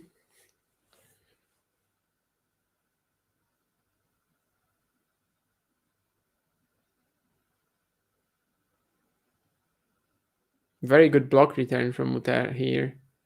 But he's not going to win the point. A lot of the same sort of story here in this game. I think 3 rallies were ended like this, where it's just an early exchange and all the pace that Tabilo is playing with is just making it uncomfortable enough for Moutet to commit the error. I don't think either was really unforced, but they also weren't in positions where he couldn't get the ball back over the net. Or actually, most of them were actually got back over the net, but he just didn't absorb the pace and they were flying out on him. Anyway, 5-4 Tabilo now. After we have the changeover, Moutet will find himself in a pretty tricky position, and let's see if he can keep himself in check and mentally, especially if he can keep delivering.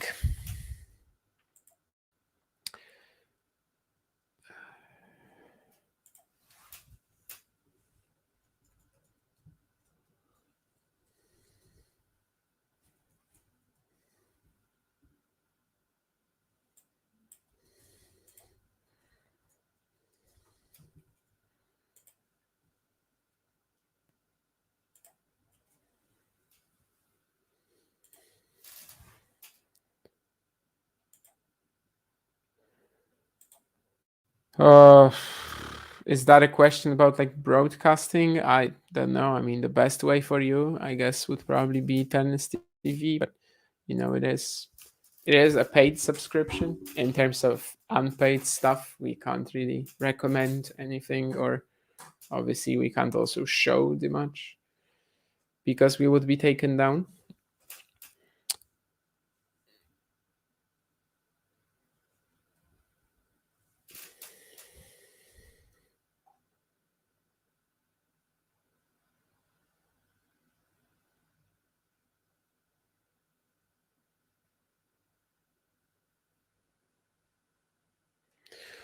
That's not exactly the best way to start your service game at 4-5, Corentin Moutet.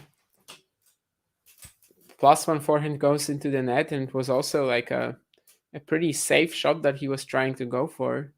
Really delaying the stroke, waiting to see where it would be best to place it. So let's see if the nerves will get better of him in this one.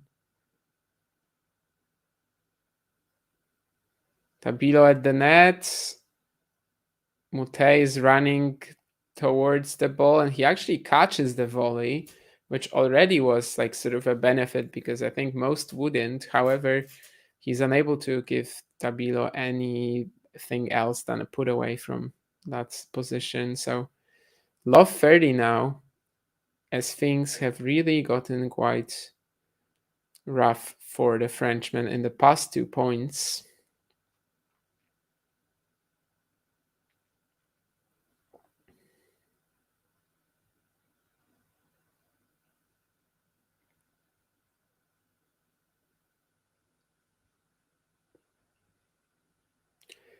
And it's going to be Moutet throwing his racket at the ground here as he goes low 40 down. Once already in this set, he's managed to get away from that, like dig himself out of that hole. In fact, it's actually the third time in the set that he's low 40 down on serve. It's just once he got broken to love, once he managed to win the game. So which one will it be now? Tabilo just keeping the ball in play here for a while, and Moutet eventually misses the forehand. So love 40, 3 set points for Alejandro Tabilo to keep himself in the mix here, to level the match against Corentin Moutet, to keep the Chilean crowd happy as well. Can he take that?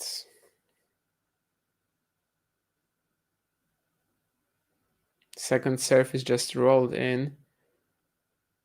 Maybe again Tabilo will take like a more cautious approach. That's what it seems, at least. And Moutet apparently missed that forehand inside in, so love 40. And I guess this is to an extent something that has changed about Tabilo's most recent games, right? I mean, the fact that at like 1-2 when he could, well, 2-1 in this set, when he couldn't break Moutet from love 40, he basically like went for it on the break points and was really bailing himself out of these rallies. But right now he just kind of spots the occasion better, like spots the opportunity for just play a few shots with Moutet, and eventually he might actually crack, because certainly this isn't maybe like the normal for the Frenchman. However, it does happen to him quite often. And like when you see that he has a bit of a patch, right, like that, right, when you see that the tension is getting a bit higher, maybe that's a play as well to just make him, yeah, make him produce, make him actually sort of have to think what to do with the ball. And this game was him like fully cracking for sure. Like that was definitely a lot more understandable, that game to love, than the one in the second game of the second set, because that one was like kind of out of nowhere, and also the points were like a little bit of a. I mean, I don't really understand what happens, but the one here for Tabilo to break was actually a full-on sort of, yeah, crack under pressure from Moutet. And as I said, I think Tabilo did pretty well to just spot it and not overhit, not go for his usual hyper aggressive play, but just kind of allow Moutet to lose that set. So yeah, after 1 hour and 28 minutes, we are getting into the decider with Alejandro Tabilo and Corentin Moutet. One set all. Hi, Jake. The golden swing is coming to a close, so I guess you, me, and at least two other people will not be pleased about that. Probably not the most popular part of the season, but we do enjoy it. I also think we've lost 2 subscribers since the beginning of the stream, just kind of wild. Probably not because of me. I mean, I don't take it personally, but what can you do? If anything, it's John's fault. You know, he asked me if I can do any Santiago. Maybe it's Moutet, maybe it's Tabilo that made us lose subscribers. Maybe it's not me. Anyway, still sitting down, still sort of they are watering the courts. 6-4, 4-6. Of course, about the courts in Santiago, there was some big drama yesterday when Arthur Fils was, let's say, talking to the supervisor in a very unpleasant manner and using a lot of F words. It wasn't Andrei Rublev, Dubai. Like, people comparing that on Twitter to that episode were just like completely out of their minds. However, of course, maybe more so verbally, Fils was out of line for sure there. And in general, like when it comes to what happened there, Arthur published this Instagram post today where he said that it wasn't about the bad bounces. This is something that we have been talking about in Santiago, that it actually wasn't about the court preparation in that sense, but that after, like, yeah, that was just pretty dangerous to play there, probably because of like some bumps or how it was prepared after rain or whatever. And he basically sort of blamed the injury that he got with the right thigh on the court, and that's according to him, that's what he was arguing about with the supervisor. Or rather than arguing about, I would say the supervisor was standing there and just had to listen to Fils swear and ask the same question time and time again that he kind of didn't even allow him to answer. But well, yeah, it wasn't ideal. And we know that with Fields, this has been happening for a while as well. He's gotten very um, hot headed.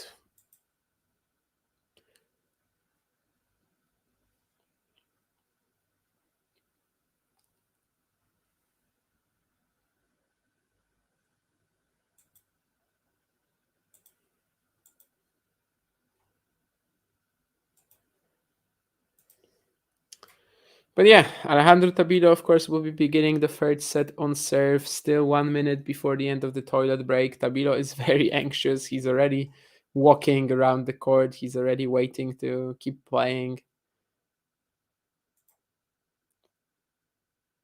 He just won the second set. He wants to get this done pretty quickly and keep up that momentum.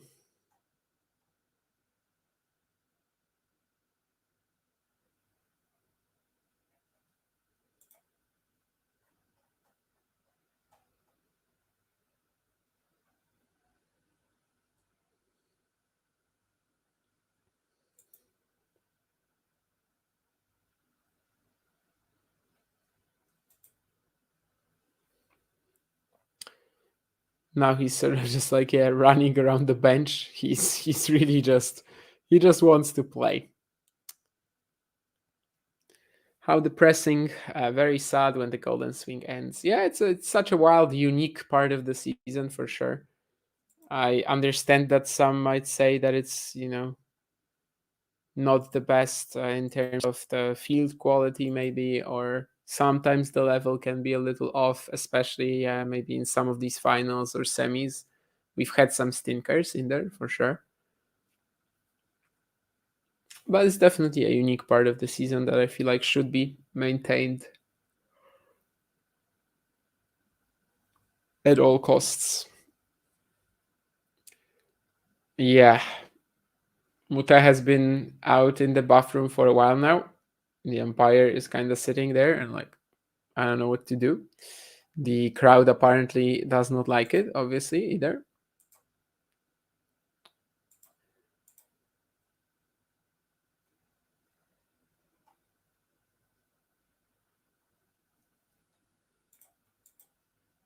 Moutet will not be the most popular winner of this event,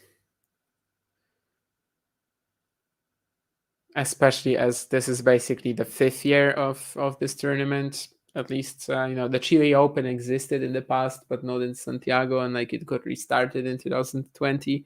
And two winners have been Chilean so far, Nicolas Jarry and Christian Garin. So obviously, Moutet wouldn't compare. But even with the other guys, I think Moutet would kind of be the most hated winner ever of an ATP Tour event if he won it, especially beating Jari and Tabilo in a row. But who knows? Let's see. He's back from the break. He's there. And Alejandro Tabilo is starting the deciding set.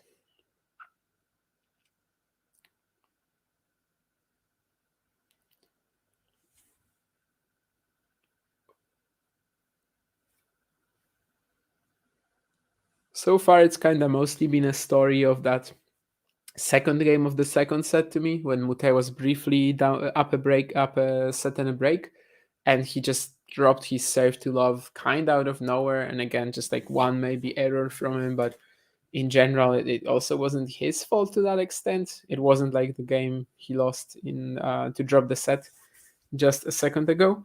But yeah, definitely didn't keep up his lead here, didn't keep up the pressure high on Tabilo.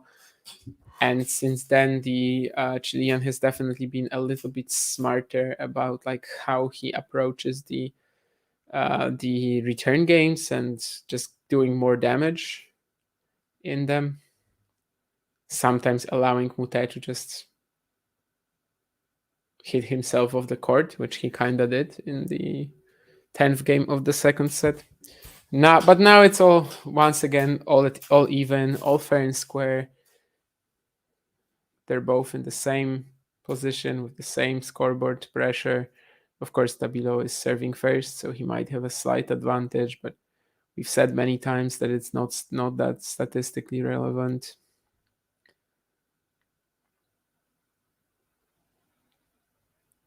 Ooh, that's a weird mishit. I'm not really sure what Moutet was doing here with this forehand return. Okay, I guess he just frames it. Maybe it's about the bounce. He's not happy about something, at least. Well, it's probably an overused statement when it comes to Moutet. He's not happy about something because you never really know. I mean, it could be a plethora of different things.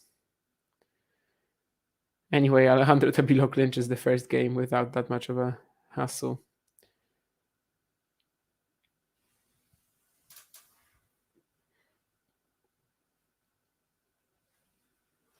As I said earlier, Pedro Martinez, Sebastian Baez will be the second semifinal in Santiago. That's coming after Moutet Tabilo, and Tabilo will also have to play the doubles final today. At least that's the plan. That's how it's intended in the schedule. The doubles final sees him face Thomas Barrios. Sees him pair up against with Thomas Barrios Vera against Matias Soto and Orlando Luz. So there are three Chilean players in the doubles final, which is a pretty big story for them. In fact, no Chilean has won this title in doubles so far. Matias Soto was the guy who came the closest last year, losing in the final with Thiago Seibovild against Andrea Pellegrino and Andrea Vavassori. I think so.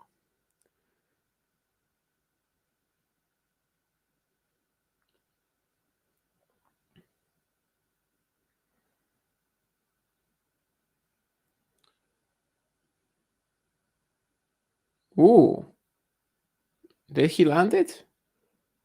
Moutet is like screaming like a madman to his box, and that makes me think he probably didn't. Yes, indeed.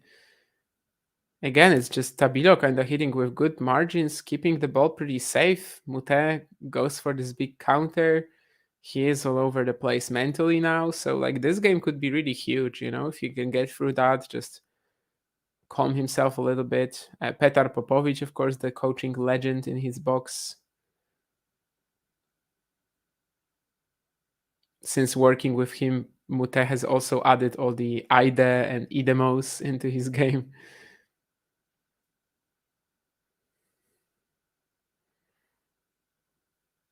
So yeah, this is pretty crucial for him, but even when he's a little tense, he's not gonna miss a volley like this. He's gonna hit it perfectly right.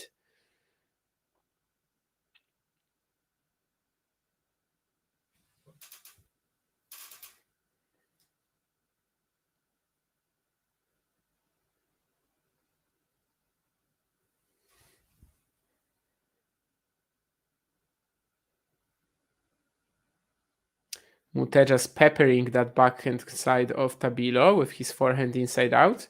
And he goes for the drop shot finish, which, well, was probably a good idea, but he nets it.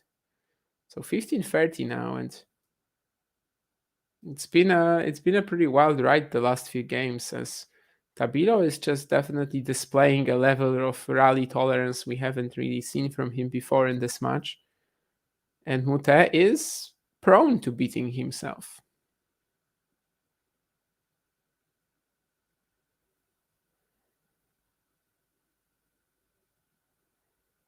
But now that he approaches the net again, he's probably going to be fine. Yeah, once again, it's a similar smash technique as previously, just looks like he absolutely murders the ball, but at the same time, it does feel pretty routine.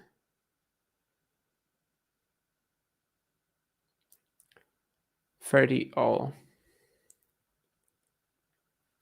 If there's a short return, Moutet is able to capitalize on this so far, go to the net, hit that +1 forehand well, but otherwise, there's been a few spots of bother.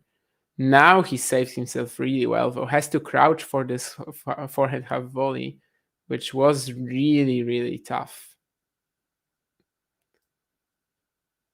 Yeah, it's an insane shot, really, to get him to 40-30.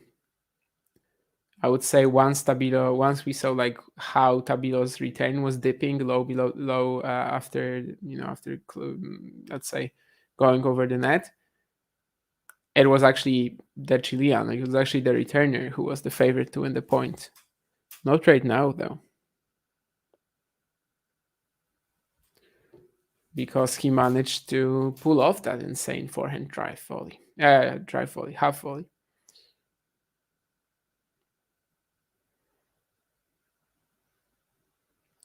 So 40-30. Inter has earned a game point and might actually survive here. Which after the first point was looking kind of tricky for sure. Given how tense he also was. But let's see. He slips here a bit, loses his balance, but he's gonna be fine.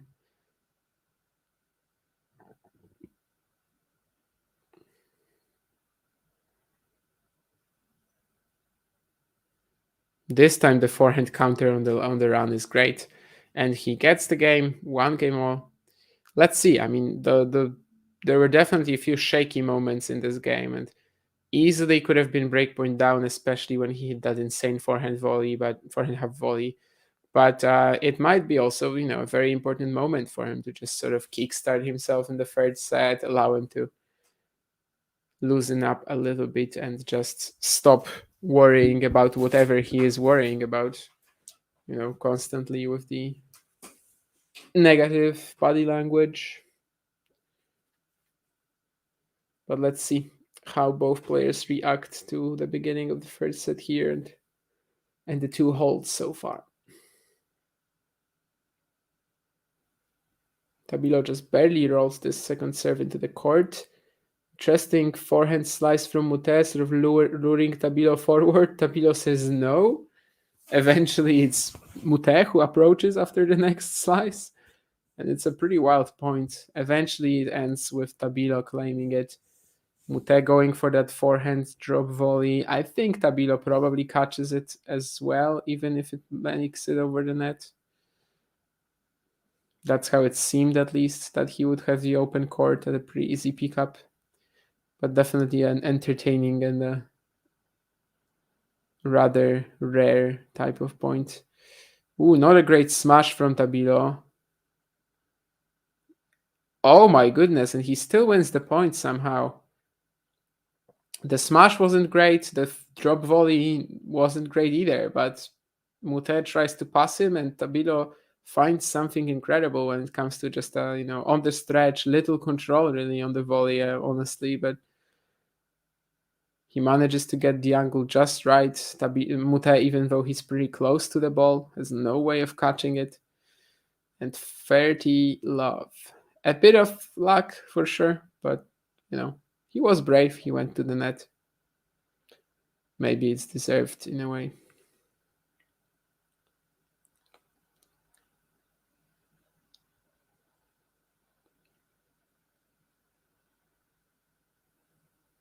Now Moutet really going after a couple forehands, then he switches to a forehand slice down the line, sort of going at Tabilo with what he gave him in the maybe second set with that fake drop shot. Now it's Moutet with a similar type of play. He actually approaches after it and gets another sensational forehand volley out of it.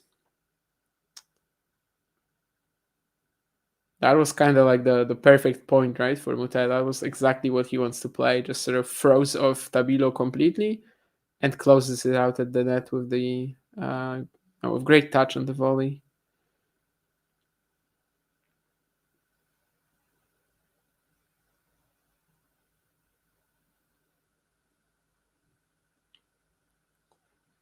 Well, that's definitely not what Tabilo wants to be playing, though, as he hits a double fault for 30-0. So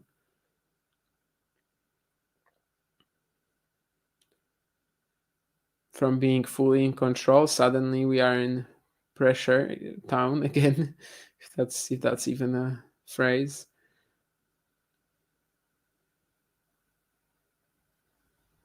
The first serves are not landing in either.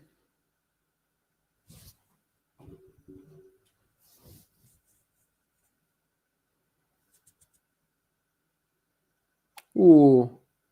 And Moutet tries to go for it. Kind of like a return 1-2 punch with this big return with a lot of height, a lot of spin at the middle, and then tries to follow it up with a sharper angle cross court, inside out actually, but he just nets it. So 40-30, but this was a bit of a chance for sure. After the return, he was in control. He was just like one shot away probably from putting this ball away and getting a break point. Now that Tabilo first serve comes back, the racket of Moutet is on the floor yet again. So 2-1. Things are definitely quite unpredictable here, and just a little spell of either brilliance or just a little spell of weakness from either player can turn the match around. So far, Tabilo with a slight lead, given that he's already held for 2-1.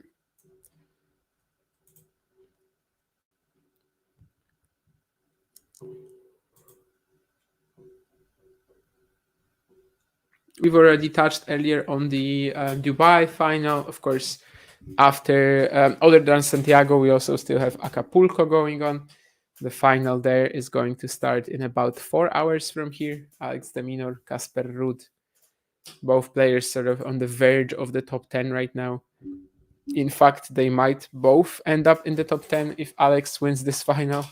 again throwing out Stefanos Tsitsipas out of it. De Minaur is, of course, defending his Acapulco title. Ruud was in the second round last year, so he's actually gained a significant amount of points already.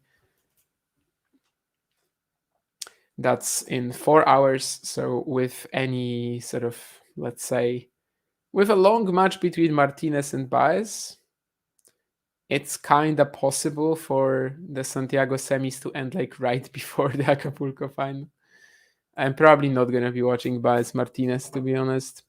The last few days I've been going to bed pretty early and then waking up for like the last bits of Acapulco action. So I think this might be the strategy for me again.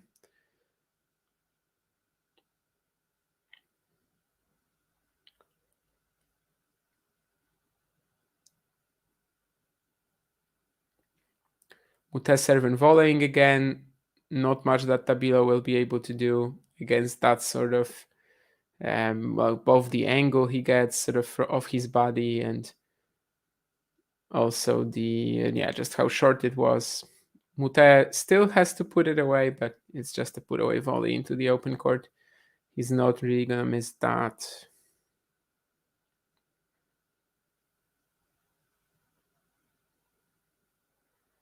Oh, I guess Andy Murray missed a similar one recently, but 99% of the time.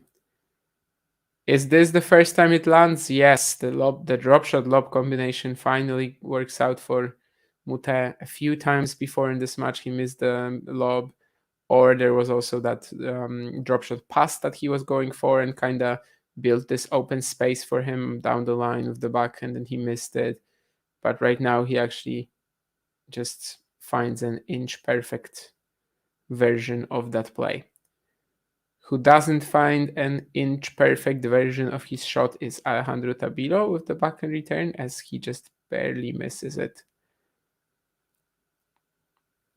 It was almost inch perfect, so for the love, Moutet seems to be cruising towards another, just level the match moment. That's an insane forehand return from Tabilo. Again, he barely misses, but the last two were just absurd. He lands that, best shots we've seen today, but well, he doesn't, and you're like, kind of wasting points. But then again, I suppose love 40 down. There's no real harm in trying.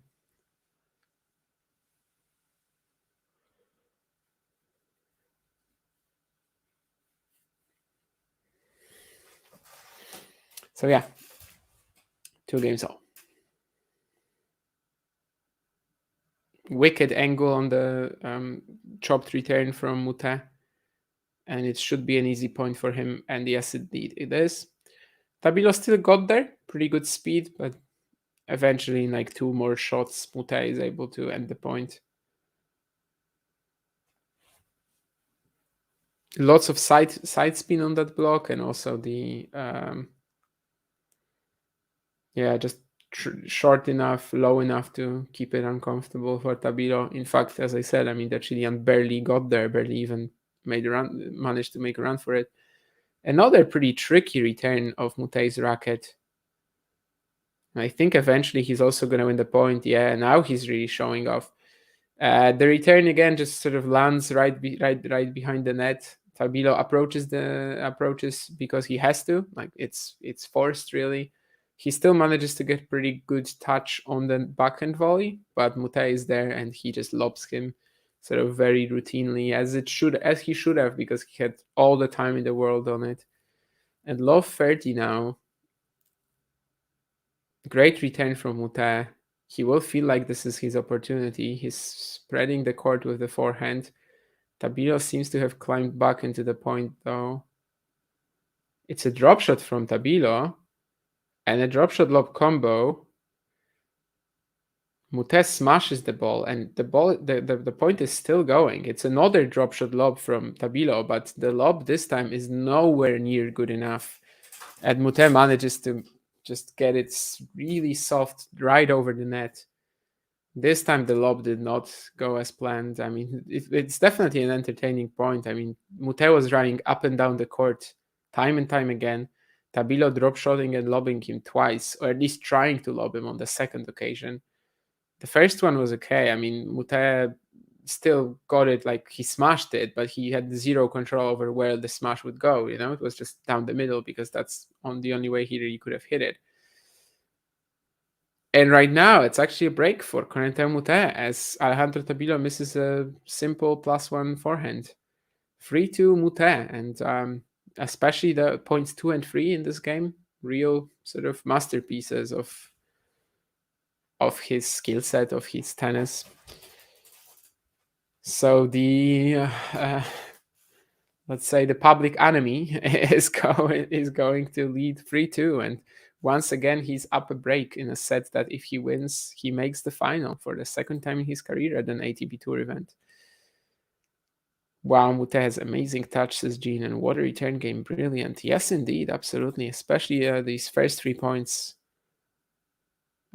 Just so many uncomfortable shots, and the way he was able to put the returns in weird spots for Tabilo, but then also the lob, the volleying.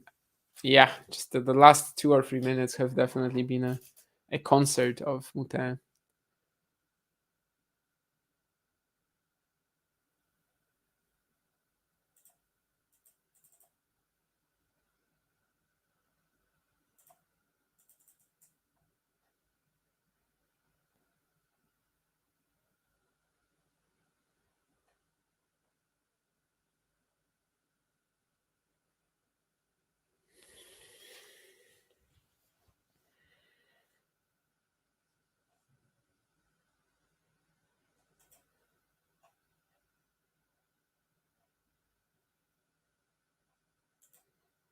So yeah, let's see if he can keep going. Of course, last time he had a lead like this, the second set, it was just one love, so it was very different. It was still far away from actually being able to claim the match. So we can't really talk about it as like a big opportunity he missed. This time, 3-2 up, just 3 holds away.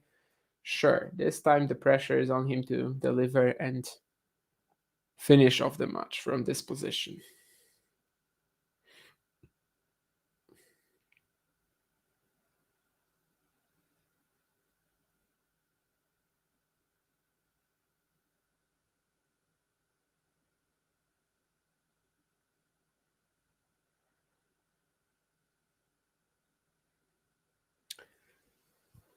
Yeah, Tabilo a little erratic here as well. Really worked out the point for himself quite nicely. Gets that finishing volley into the net.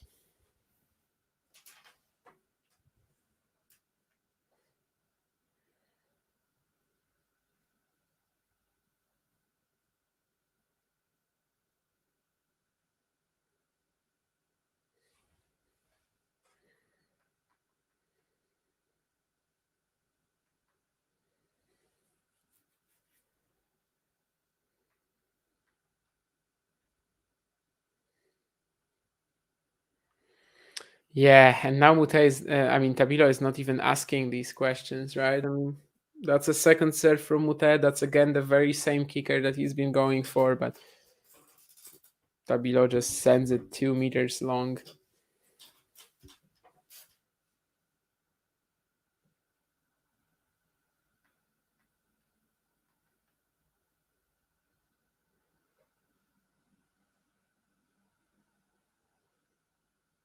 Yeah, and another forehand just dumped into the net. Tabilo really unraveling as we speak after the previous game.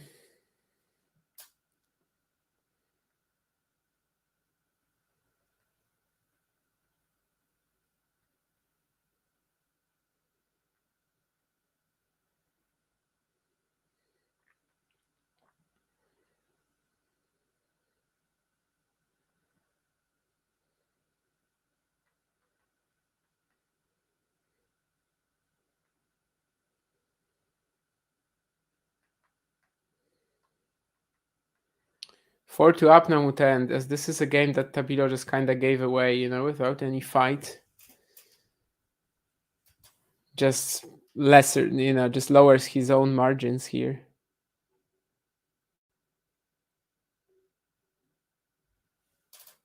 Yeah, Gene, for sure. Expect the unexpected.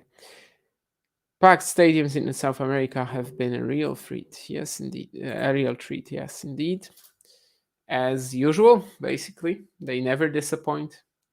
Should they be as partisan as they are? I mean, if you're Corentin Moutet, you're kind of asking for it, right?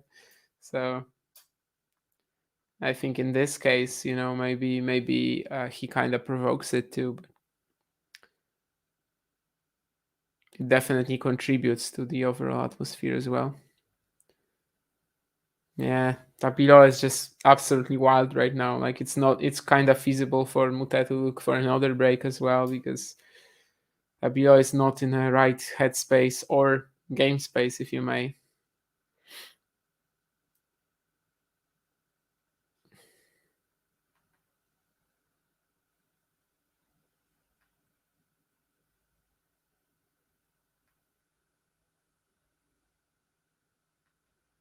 Yeah, and sort of to even further prove that point, Tabilo now with a double fault.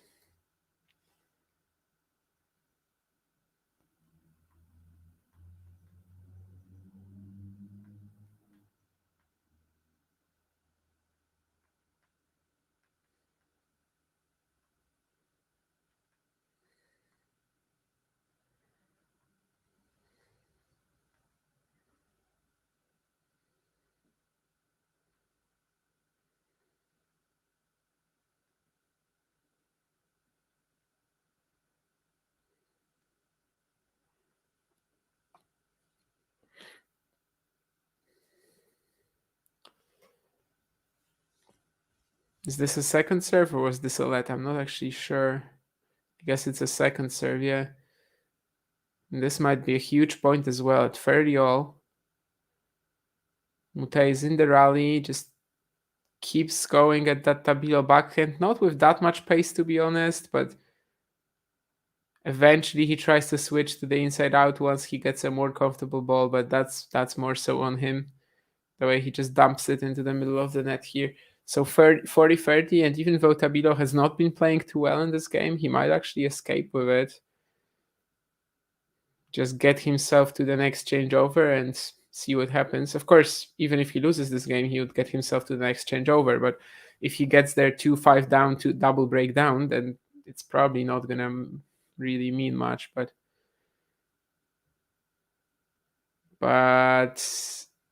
a smash here, yes, he puts it away 4-3. So he keeps himself within that one break of deficit, but needs to get himself together like really, really quickly if he is to have a shot at turning this match around.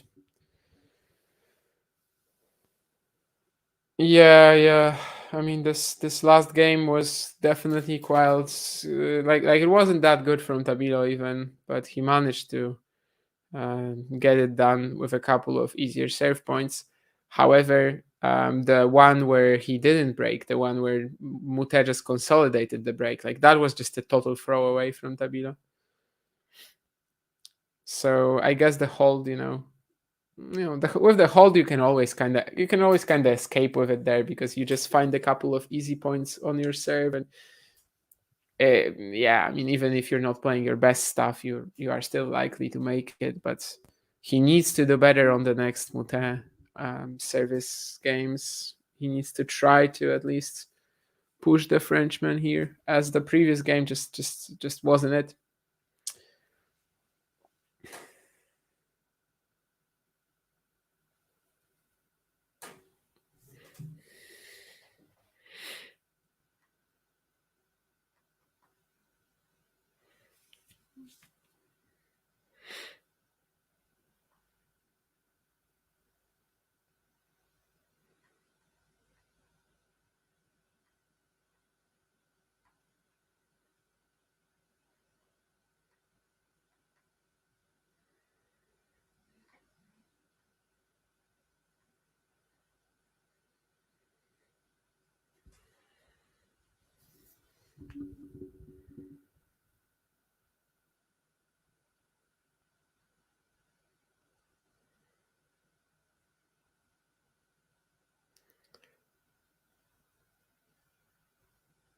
So let's see, can Tabilo keep pushing for that break and find some, or at least start pushing for that break? Let's call it that.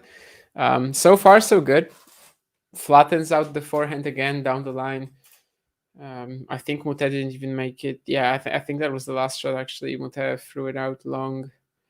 But it all started with that just solid return. Heavy on the spin, heavy on the depth. Just get yourself into the point, and then maybe some opportunities will pop up. Whereas in the previous Moutet hold, the one at 3-2, he just wasn't even getting into the rallies.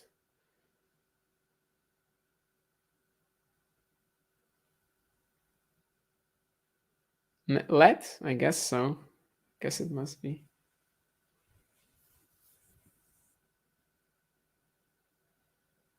The umpire saying something as well. As usual, I'm watching on mute when we're doing these streams. I would assume that it's some hecklers or something.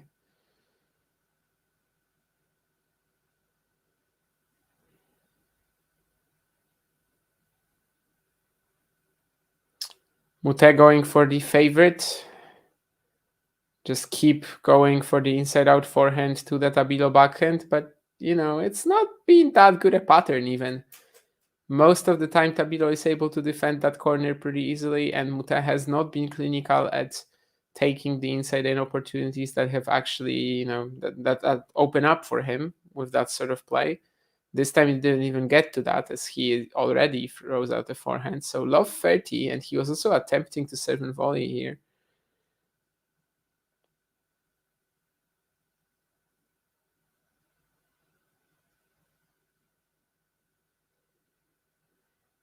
So it's a massive opportunity for Tabilo, and he misses the backhand return. I can kind of get it though. Like the spin on the Moutet serve was definitely a bit tricky. This time it wasn't like the usual kicker to his backhand, but just lots of side spin as well. But yeah, obviously, given where we are in the match, that might be a costly mistake.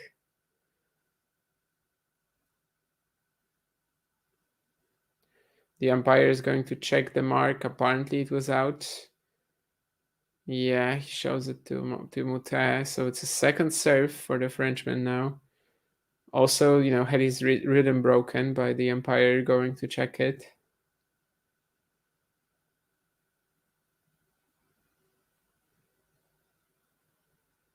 This time Tabilo is in the point.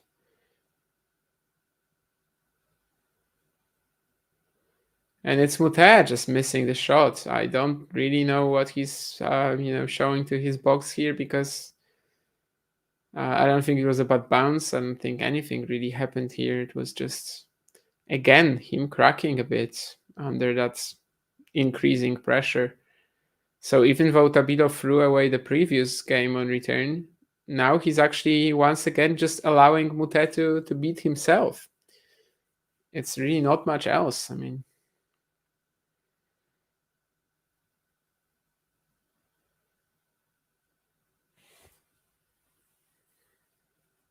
and it's especially good for Tabilo, as there were moments in the opening set, or maybe more so even the beginning of the second set, where he wasn't trusting his rally tolerance. Now he's doing it. But just as I'm saying it, he misses an aggressive backhand return. But this one kind of did sit up for him, so probably the right call to try to go after it. It did sit up for him. I don't know if I said before. Anyway, one more breakpoint still coming. Let's see if this time he will be like more wary of how few chances he might still get if he misses this one, or I would guess that's out, yes. So second serve for Moutet. It smells like a double fault, but then again, he's been just rolling these serves in, so it's kind of unlikely actually. Yeah, I mean, with that sort of a serve, it's very hard to make a double fault. But that gives Tabilo an opportunity. He forces Moutet to slice, keeps him on the backhand. yeah, just keeps going at the Moutet backhand. Now he has to play his backhand himself, but still going at Moutet. Just that one corner, Moutet was able to climb out of it and just find his own sweet spots. And what a point eventually for the Frenchman. Wow.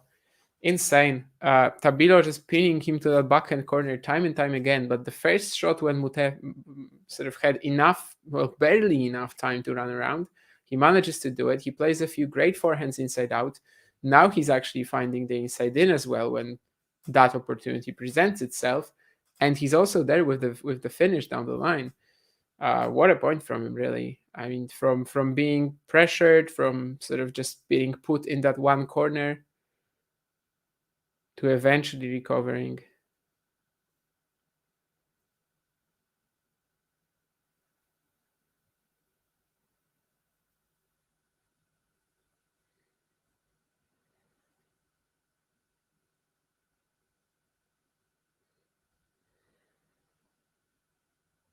So we are at deuce as Tabilo has just wasted the 2 break points. There will be a third one though. Moutet may be once more sort of overdoing it with just trying to run around the shot that he was unable to, that there was just not enough time for. I feel like sometimes Moutet also, yeah, just like with the drop shot a few games back, like he just sort of starts the point already with an idea in mind, like how it will play out, and then gets surprised by a pretty deep return from Tabilo, and that initial plan just isn't going to work. And he doesn't even have enough time to like reconsider.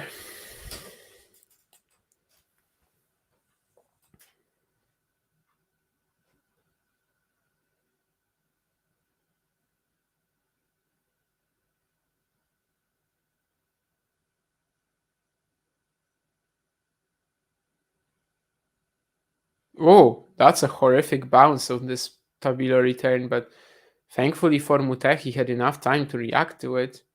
That could have been a very weird way to get broken. Eventually, though, it's just Moutet missing another forehand. So yeah, just more of Tabilo just allowing his opponent to play. Definitely not his first choice of in terms of play style, but he manages to get it back to 4 games all.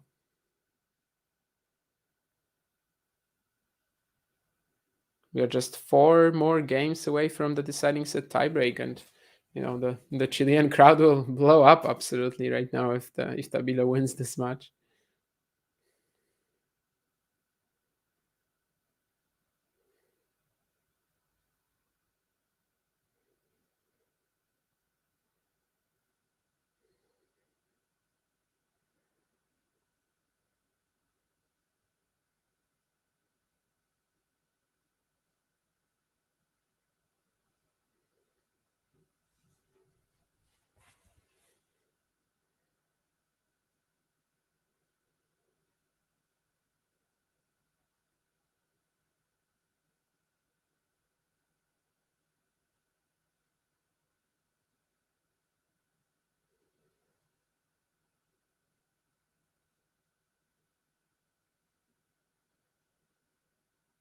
Tabilo on the attack now. He misses the final. Well, not the final forehand maybe, but he was gonna follow it up to the net and probably win the point. He just broke back, but you still need to hold in order to make it really worth it and to once again get yourself in the lead. And of course, this is going to be a bit of a different game as well, with probably the burden of dictating play more so on Tabilo. But after all, it is Alejandro Tabilo. I mean, he can just find a couple of easy points on serve, right? Will he? Not so far. But Moutet's forehand is into the net and it clips the tape, but it leaves the court right after it.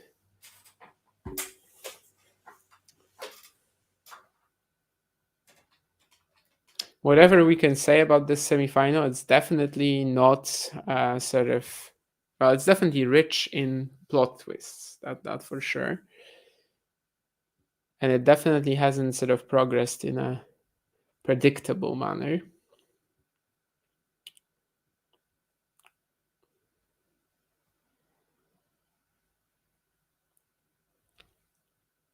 kind of feels like there's more to come as well. I would assume that the serve was out, so does Moutet. And apparently so does Tabilo, as he doesn't order the chair umpire to go down after all.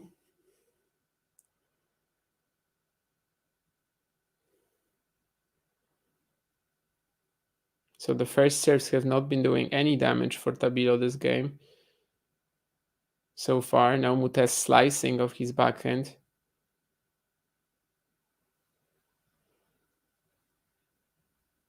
Again, just really directing the ball all over the court pretty well, but that one shorter shot, and Tabilo is instantly there with the punish. So he's really playing some pretty smart tennis here, which is surprising because, earlier at 4-2, he just completely, well, at 2-3 down, I mean, he just completely lost his mind for a game. But now he's back to just playing some pretty safe percentage tennis, Tabilo. And really managing to get Moutet into more trouble with that rather than just overhitting and trying to kill the point in 2 free shots.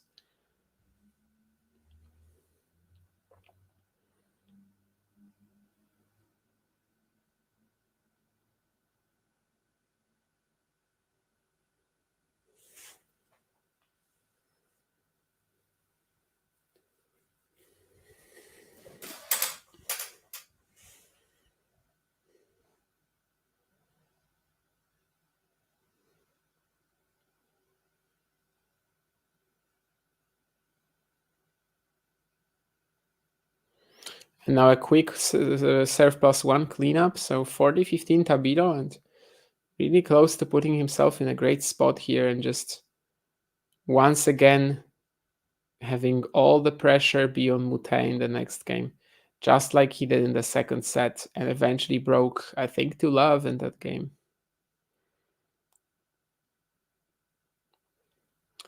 Will Alejandro Tabilo get to 5-4 now? It's a good serve. Should have a smash to put away. Yes, indeed. Lots of slice on it. 5-4, Alejandro Tabilo, Corentin Moutet. After the changeover, will serve to stay in the match.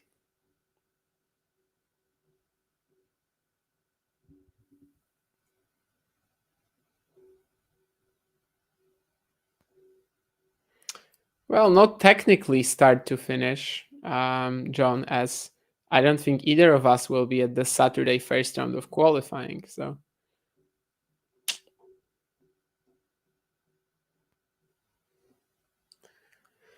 many funny bounces this week in Santiago. Yeah, absolutely. That one weird bounce today was especially brutal. But, Moutet lost the point, but not because of the bounce. So at least there's no storyline regarding that. Who's winning men's singles Indian Wells? As Gina, I mean, I want to see the draw. I want to see the draw, and then we can start talking about it. Before the draw, before Rio, I would have said Alcaraz because it's Indian Wells. But right now, I want to see the draw, and also I would love to know how Carlos is going to be with the ankle and like how much practicing he's actually managed to get in. But I suppose I won't know that.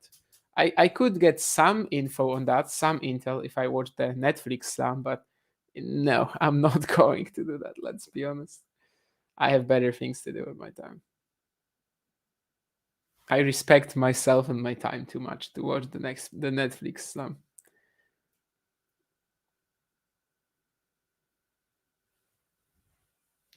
Although I enjoyed the Sam Query video about it.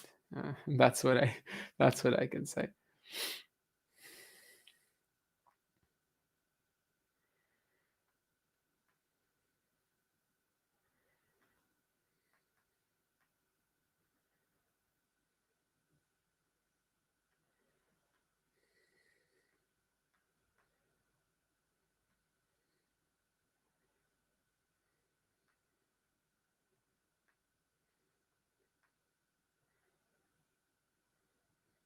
Let's see. Can Corentin Moutet keep his nerves on hold here? So far, he gets a cheaper error from Tabilo to sort of help him ease his way into the game.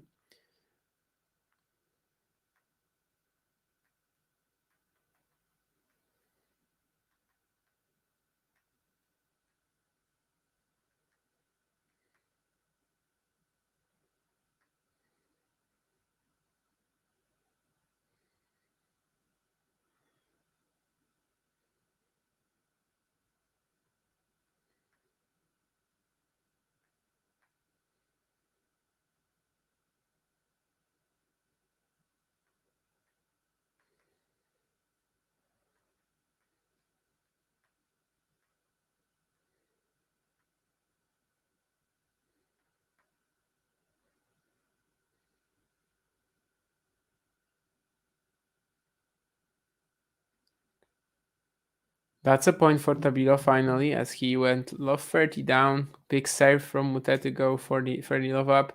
But now it's again the Frenchman just sort of overhitting that forehand inside in. Just hasn't been really too clinical with it. And obviously it's a shot that he needs to be hitting well here with how often he wants to get that inside out against the Tabilo backhand. And that's basically what he's working towards in these rallies. But he's missing it quite a lot. Let's see, as this might be just yet another rally like that. This time he lands it, but Tabilo will scramble for it. It's a perfect drop shot from Moutet, though.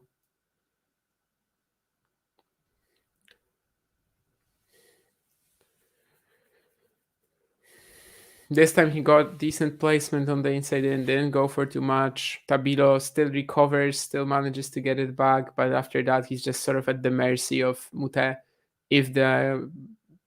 If the cleanup shot is going to be good enough, or if the drop shot is going to be good enough, there's not much that Tabilo will do.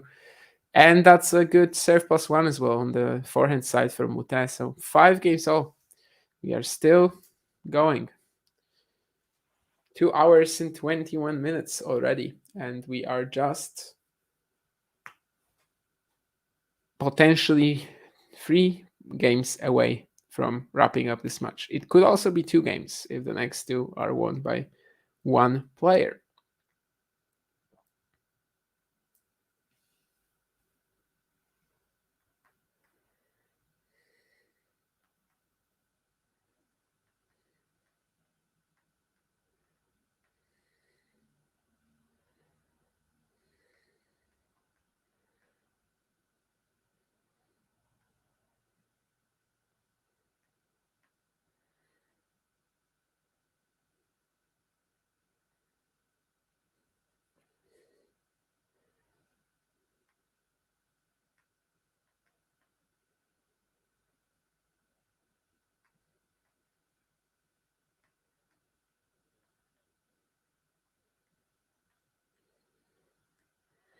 Once again, a bit of frustration from Moutet here as he fails to recover from that big Tabilo forehand.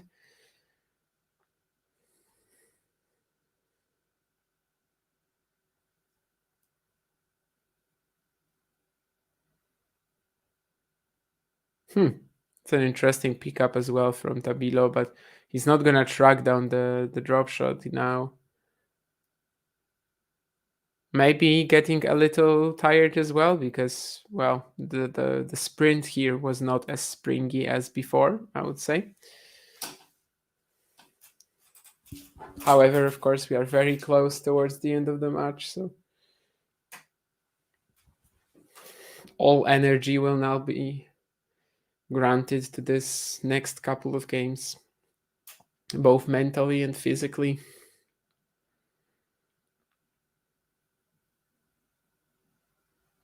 This time he manages to punish the shorter chop return from Moutet.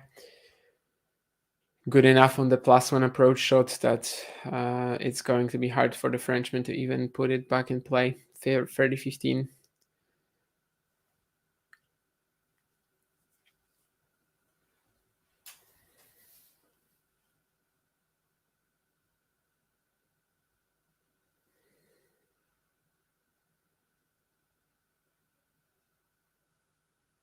Net court on the return from Moutet, and it does make Tabilo lose his mind for a moment there. He plays this very weak drop shot. However, some good anticipation, a good reaction at the net, whatever it was, it allows him to get the point anyway. And he asked the crowd for more support here. Is it even possible to give him more support? I guess is a question, but 40-15, Alejandro Tabilo at 5 games all. And this big serve, will he just claim the point somewhat easily? Yes, he does. 6-5 now, and Moutet will again be serving to stay in the match. 4-5 in the second set, he didn't manage to survive. 4-5 in the third set, he did. Now for the third time, he's going to be put in this position where he basically needs just one more game, or he's going to lose. If he wins, though, it's a tiebreaker. Tabilo has secured it. Tabilo will play a third set tiebreak. And let's see how he manages to handle the pressure and if he can actually push Moutet in the next game as well. Like, this kind of looks like a spot of bother for the Frenchman, especially if Tabilo can play again with that same, just willingness to grind, to dig deep, and to allow Moutet to just sort of beat himself, because that's been a pattern in the most important moments, that suddenly the easy points are not coming for Moutet then, and he actually is somewhat prone to overhit, probably sort of hoping to do more damage in these cross-court rallies from the inside out forehand at the Tabilo backhand to than he's actually doing. I think he definitely was hoping for more action in these patterns than he's actually getting.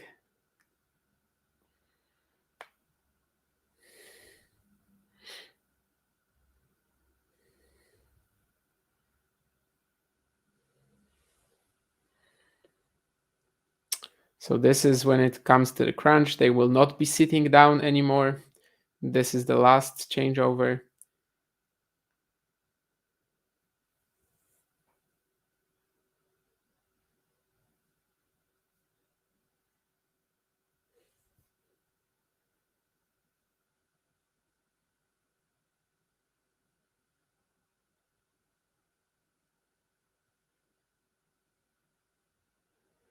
Let's see.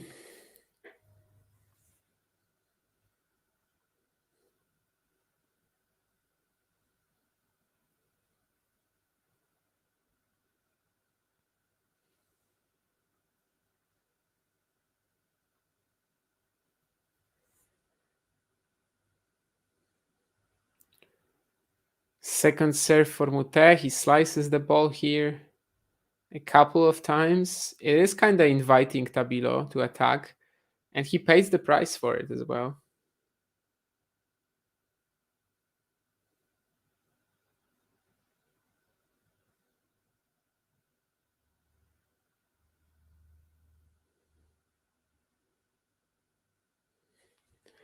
Just keeps it a little bit too short here, and Tabilo is able to step in,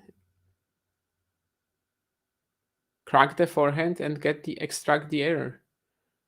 Now Moutet the net, he really shouldn't be wasting that. Tabilo really pulling like all of his strength to try to catch the volley. I mean, this kind of might tell you that he's desperate to try to break here, but yeah, it's not gonna turn out. It's not gonna be enough.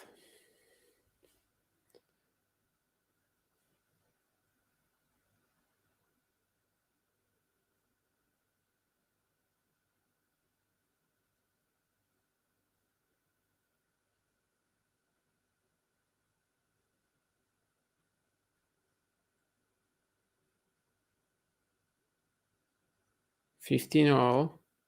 Tabilo with a great backhand return, and he actually gets the error from him again.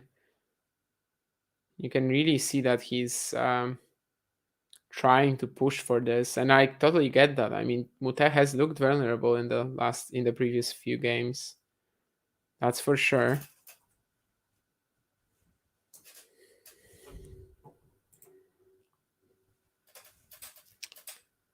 What is the reason for the Netflix slam? I mean, it's an exhibition.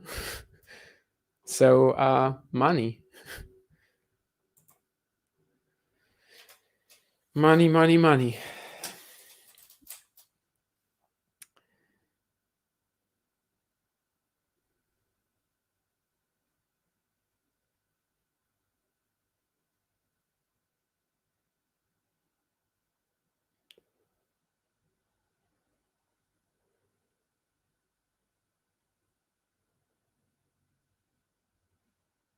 Again, slicing more as the match sort of is coming to an end. And here I think it's partially because of the bounce, but still, like, that just gets totally broken. I like the whole motion just totally cracked here.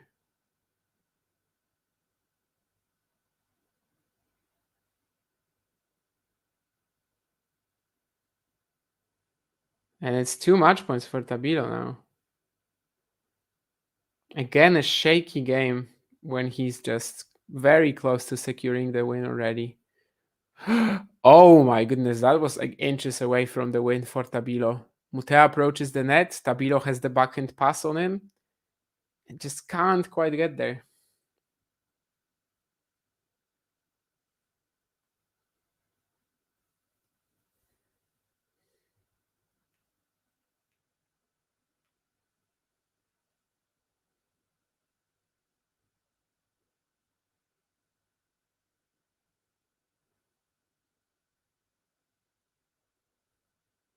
I think it's a let here. So 30-40, one more match point for Alejandro Tabilo. Things are getting really high pressure for both players.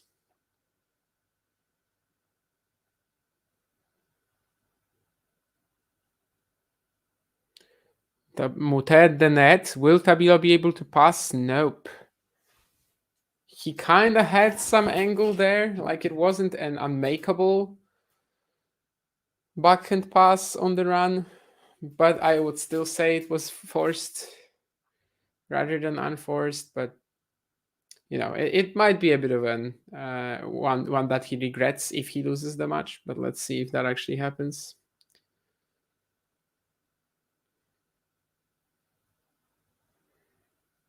It's a big serve for Moutet. Tabilo getting it back with interest though, and Moutet tries to go for this forehand slice / drop shot, like a lot of fake out on it as well, and he nets it.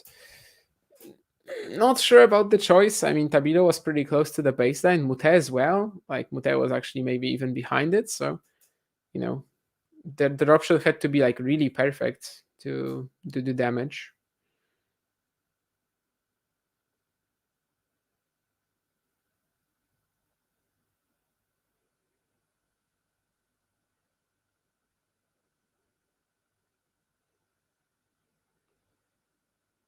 And again, Moutet is at the net, and Tabilo will win it. Tabilo just blasts the return, forces Moutet to hit it on the half volley, and it's a very tough shot, very low margin play. Moutet can't quite land it. There's a warm hug actually between the two at the net.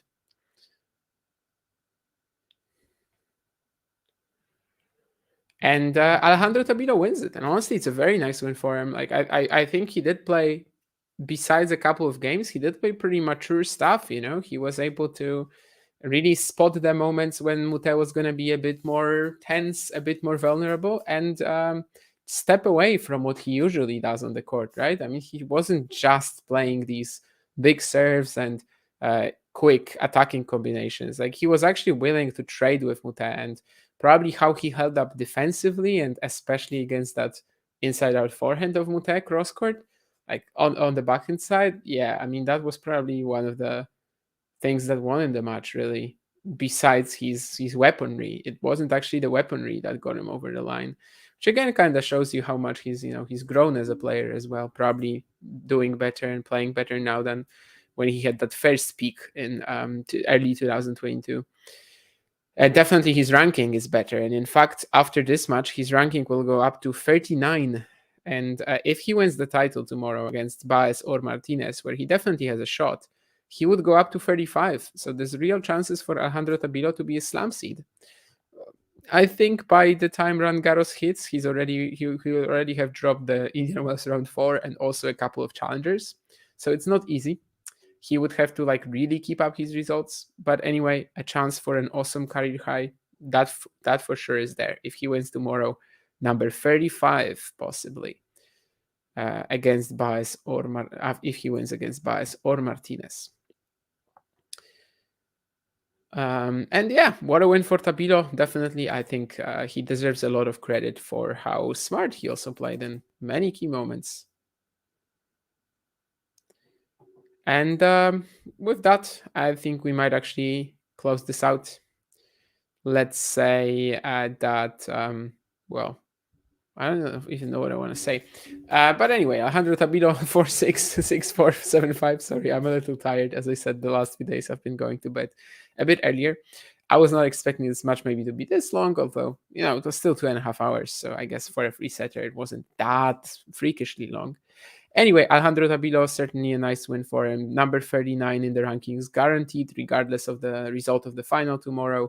Also, just one of the smarter performances you're going to get from him, probably, as he's usually just very focused on his own stuff and his own game plan, and just goes for the patterns that he enjoys. Whereas today he was able to adapt as well to the sort of circus, the trickery of Corentin Moutet, and how tough it is to play against him. And all in all, that's the first Santiago Chile Open semi-finalist. The second one will finalist. Sorry, the second one will of course be Pedro Martinez or Sebastian Baez. And I'll see you guys on some other Talking Tennis streams. And bye.